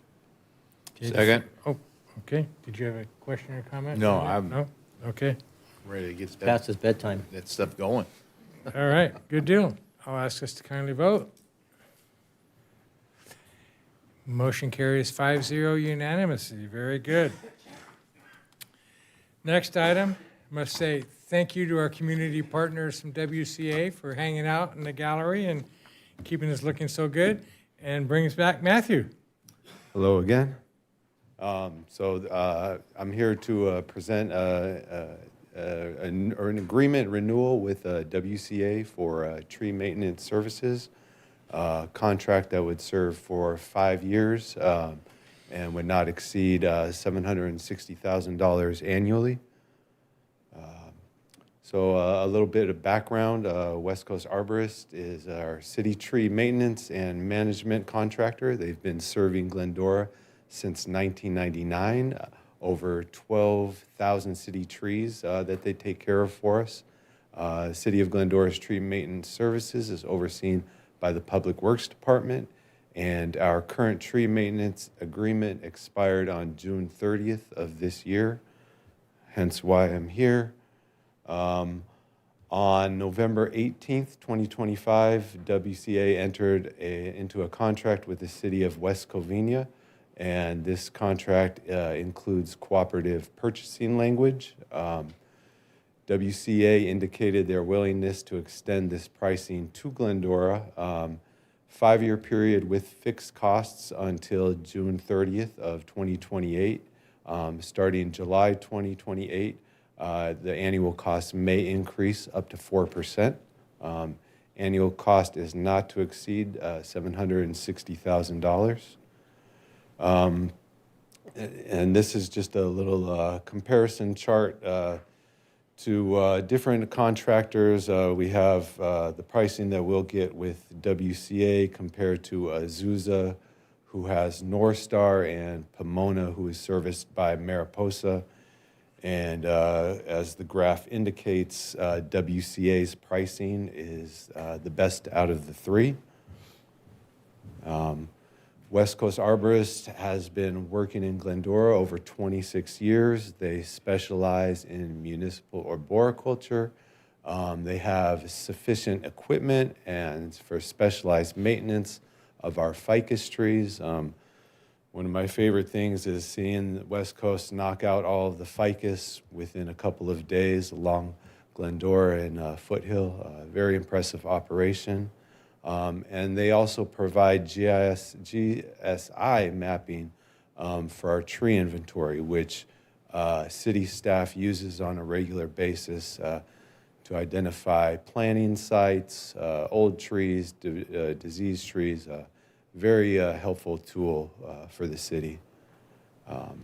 So at this time, I'm recommending that the City Council award an agreement with West Coast Arborists for citywide tree trimming and tree maintenance services for a 5-year term not to exceed $760,000 annually during the term of the agreement. Authorize a 10% contingency in an amount not to exceed $76,000 annually during the term of the agreement, and to authorize the city manager to execute the agreement, including minimal and or non-substantive changes. And that concludes Thank my you, Matthew. presentation. Bring it back for questions, but before we make a motion, I have something else I want to do. So any questions or comments? I do. Okay. So just really quick, lightning round, why are we 2 months out of contract? Why are we out of two months out of The contract? The contract expired, and then just putting together the staff report. And I think we just barely missed the council meeting for last month. That's correct. Been dark for 5 weeks. So That's correct. So it says on here it's $51,180 for planting of trees. Does West Coast plant trees for us? Yes, they do, and they also sell trees to us that we plant as So well. is that for the city and or residents? Because residents have to pay for their trees if they want them. Residents do not have to pay for their trees. They don't have to pay for the trees? If So if they want a it- tree, they can request one? Yeah, And yes. it as long comes as out, it's in a city parkway. yeah, Yes. and yeah, it comes out of this $51,000? yes. Okay. And why does the water fund contribute over $13,000 to this contract? I couldn't answer that. Would be for tree trimming on the property of the water department It's a good guess. and other services provided. I know Paul's here in case there is more specifics, but some of the services, like all the funds, are provided across multiple agencies in multiple areas. Okay. Yeah, All the questions that's I a have. good question. Thank you. I would welcome any comments or any thoughts from our community partners. If you've been here all night, did you have anything you wanted to share? Or? It's the least we can do since they Well, hung out with us. While he steps up, can I just say thank you to you guys and to staff? I know staff, put you through, the grinder, and we appreciate the partnership, so thank you. No, we don't mind it. I had something prepared to read tonight, and Victor came up here, so I'd like to read it now, now that you're considering. So my name is Nick Alago. I'm Vice President of West Coast Arborists for the Southern California operations. On behalf of our entire team, I would like to express our sincere gratitude to the City of Glendora for once again placing your trust in us by recommending WCA and awarding us this tree trimming contract. Receiving this opportunity is especially meaningful because it reflects a partnership that has spanned more than 25 years. Over those 2.5 decades, we have had the privilege of helping maintain and enhance Glendora's urban forest, contributing to the beauty, safety, and quality of life that makes this community such a special place. We recognize that this award is not simply a contract, it is a vote of confidence. It represents trust in our people, our commitment to safety, our dedication to quality workmanship, and our promise to serve the residents of Glendora with professionalism and integrity. We are proud of the relationship we have built with the city, and we are equally excited about the future. As stewards of Glendora's trees, we remain committed to providing exceptional service, protecting the community's valuable tree assets, and supporting the city's vision for a healthy and vibrant urban canopy. I would also like to acknowledge the many staff members, past and present, who have worked alongside us throughout the years. Your collaboration, guidance, and commitment to excellence have been instrumental in the success of this partnership. To the City of Glendora, thank you for your continued trust and support. We are honored by this opportunity, grateful to our long-lasting partnership, and committed to earning that trust every day through the work we perform. We look forward to many more years of serving this wonderful community. Thank you. Thank you, Nick. And the gentleman with him is the gentleman that keeps our daily crews, boots on the ground, doing his best. So thank you both. All right. I'll second Mendel's admiration for this group. I was Karen? privileged to go spend the day with them, and it was a lot of fun. So thank you all. Thank you. And that's what I was going to mention was that thank you so much for that invitation to visit your facilities and see that you're more than just tree trimmers, that everything that you do from start to finish, the mapping system that you have was amazing, and that you take what you cut down and have so many different uses, from beautiful creations to mulch to everything else, and that it was just very impressive to see the depth and breadth of your company. And then, as one of the public comment speakers said earlier, how you care for your employees. It was evident that day when we toured your facility. So thank you for being that kind of a partner that cares for your employees. Ditto. Thank you very much. I'll accept a motion, please. We'll move items 1 through 3.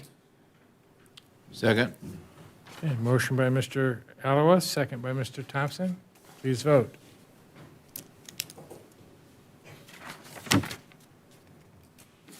Welcome back. Carries 5-0. All right, brings us to item 24. Consideration of an agreement for public works services to J. DeCigio Construction for the Live Oak Water and Street Improvement Project for a total amount not to exceed $715,623. And presenting is Assistant Public Works Director Paul Zampiello. Welcome, Paul. Mr. Mayor, point of order.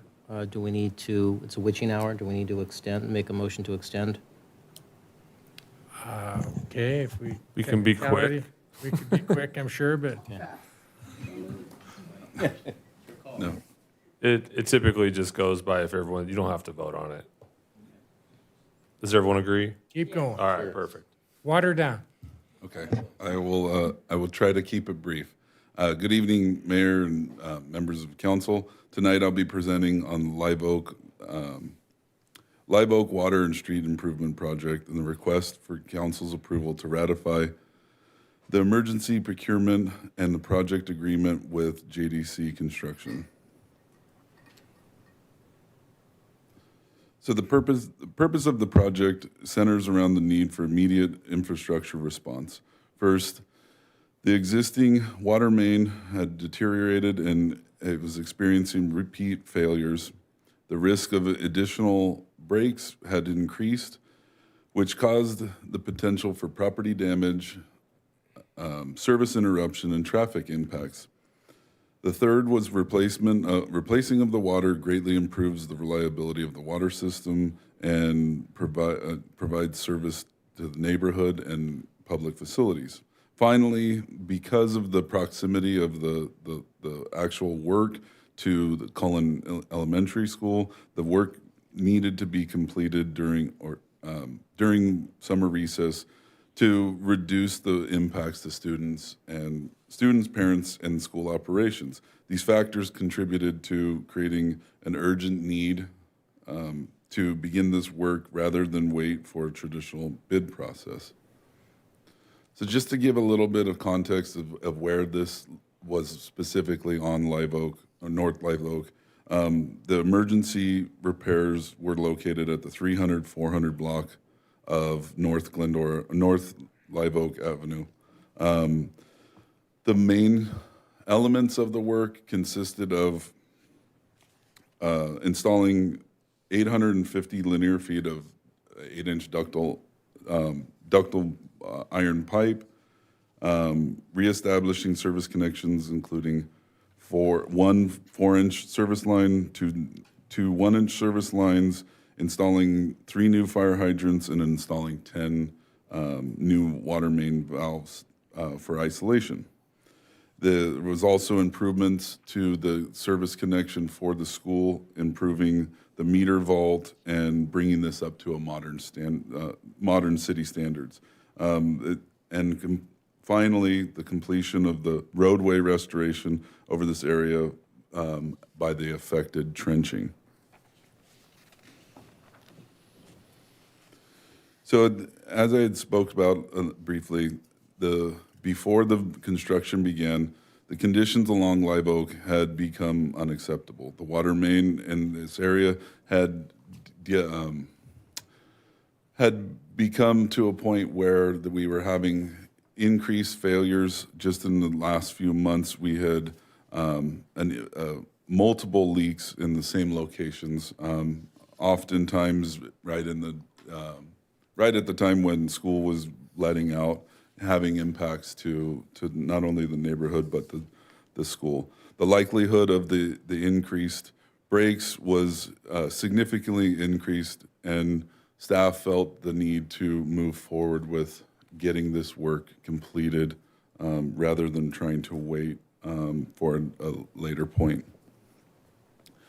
Due to this urgent nature of the situation, staff initiated emergency procurement process. Fortunately, the city had already has an existing on-call contract with JDC Construction, who had previously been selected through a competitive process. This allowed the contractor to mobilize immediately, preventing any additional failures, minimizing interruption to residents and the school. Under the emergency purchasing, all procurement actions remained consistent with city purchasing requirements. This approach ensured that immediate response while maintaining transparency and compliance.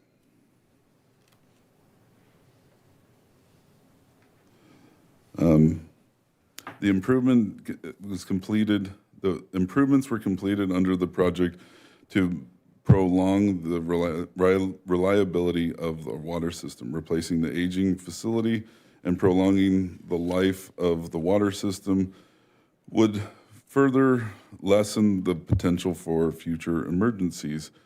Adding mainline valves helped assist staff in having more control over the water system and reducing the size and impact of future shutdowns in this area. Overall, the improvements extend the useful life of the water system. This project provides both emergency repairs and proactive investment in the water service.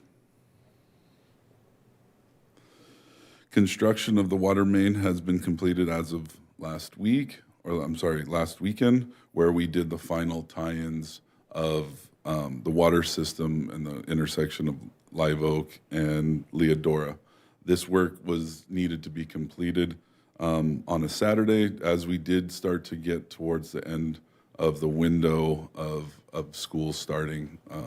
So we coordinated with both the residents that were going to be directly impacted, and then also provided communication by handing out flyers to over 300 residents in the neighborhood, letting them know of the road closure.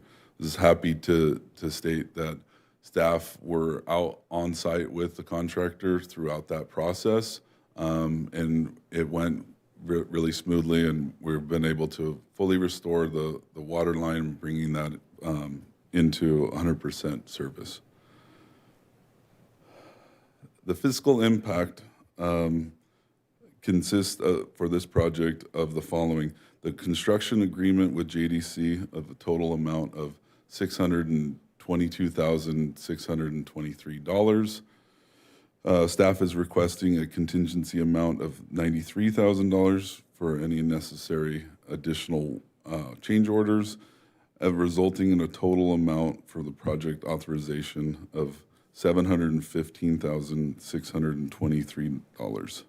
These funds are available within the city's Water Capital Fund, Project Fund. And staff is recommending that council approve the following items. Adopt a resolution declaring emergency exist for the Live Oak Water and Street Improvement Project, allowing the project to proceed without standard bidding process. Determine that the project is exempt from CEQA under Section 15269B for emergency projects and direct staff to file a notice of exemption. Approve and ratify the agreement with JDC in the amount of $622,000 and $623. Authorize a contingency amount of $93,000, bringing the total authorized spending amount to $715,623. And authorize the city manager or designee to execute agreement and approve change orders within authorized contingency. That concludes my report, and I would be happy to answer any questions. Thank you, Paul.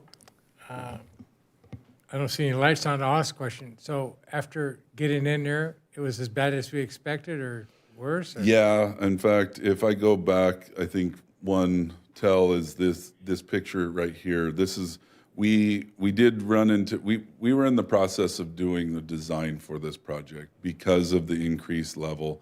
Originally, this was identified in the 2023 master plan as a secondary or the second priority phase. So it wasn't necessarily a high priority, but just in the last 2 years, we had seen a significant increase in leaks. I think we found a section of pipe that had, in a short period, had several water repair clamps, which typically, once you get to a level like this, you would want to cut in a section. Just in even doing this tie-over, we had several leaks that we had to temporarily do repairs. So the line had definitely, it was from the 1930s. It had served its useful life.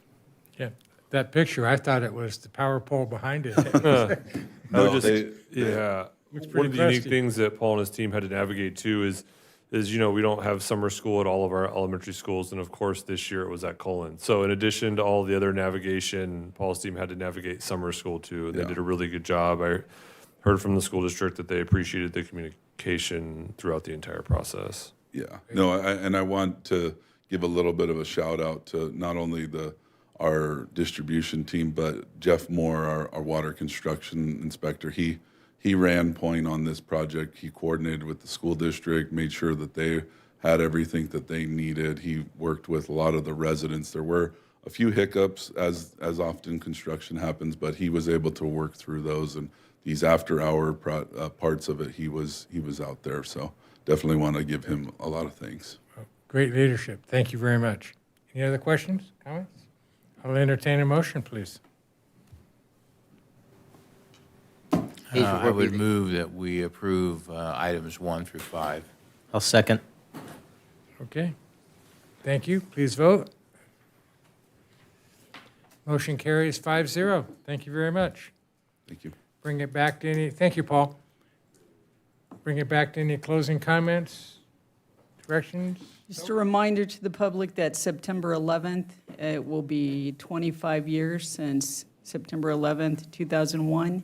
We will have our annual service at 6 p.m. out in front of City Hall. Very nice. Thank you very much, and I will adjourn tonight's meeting at 10:40 p.m. Good night.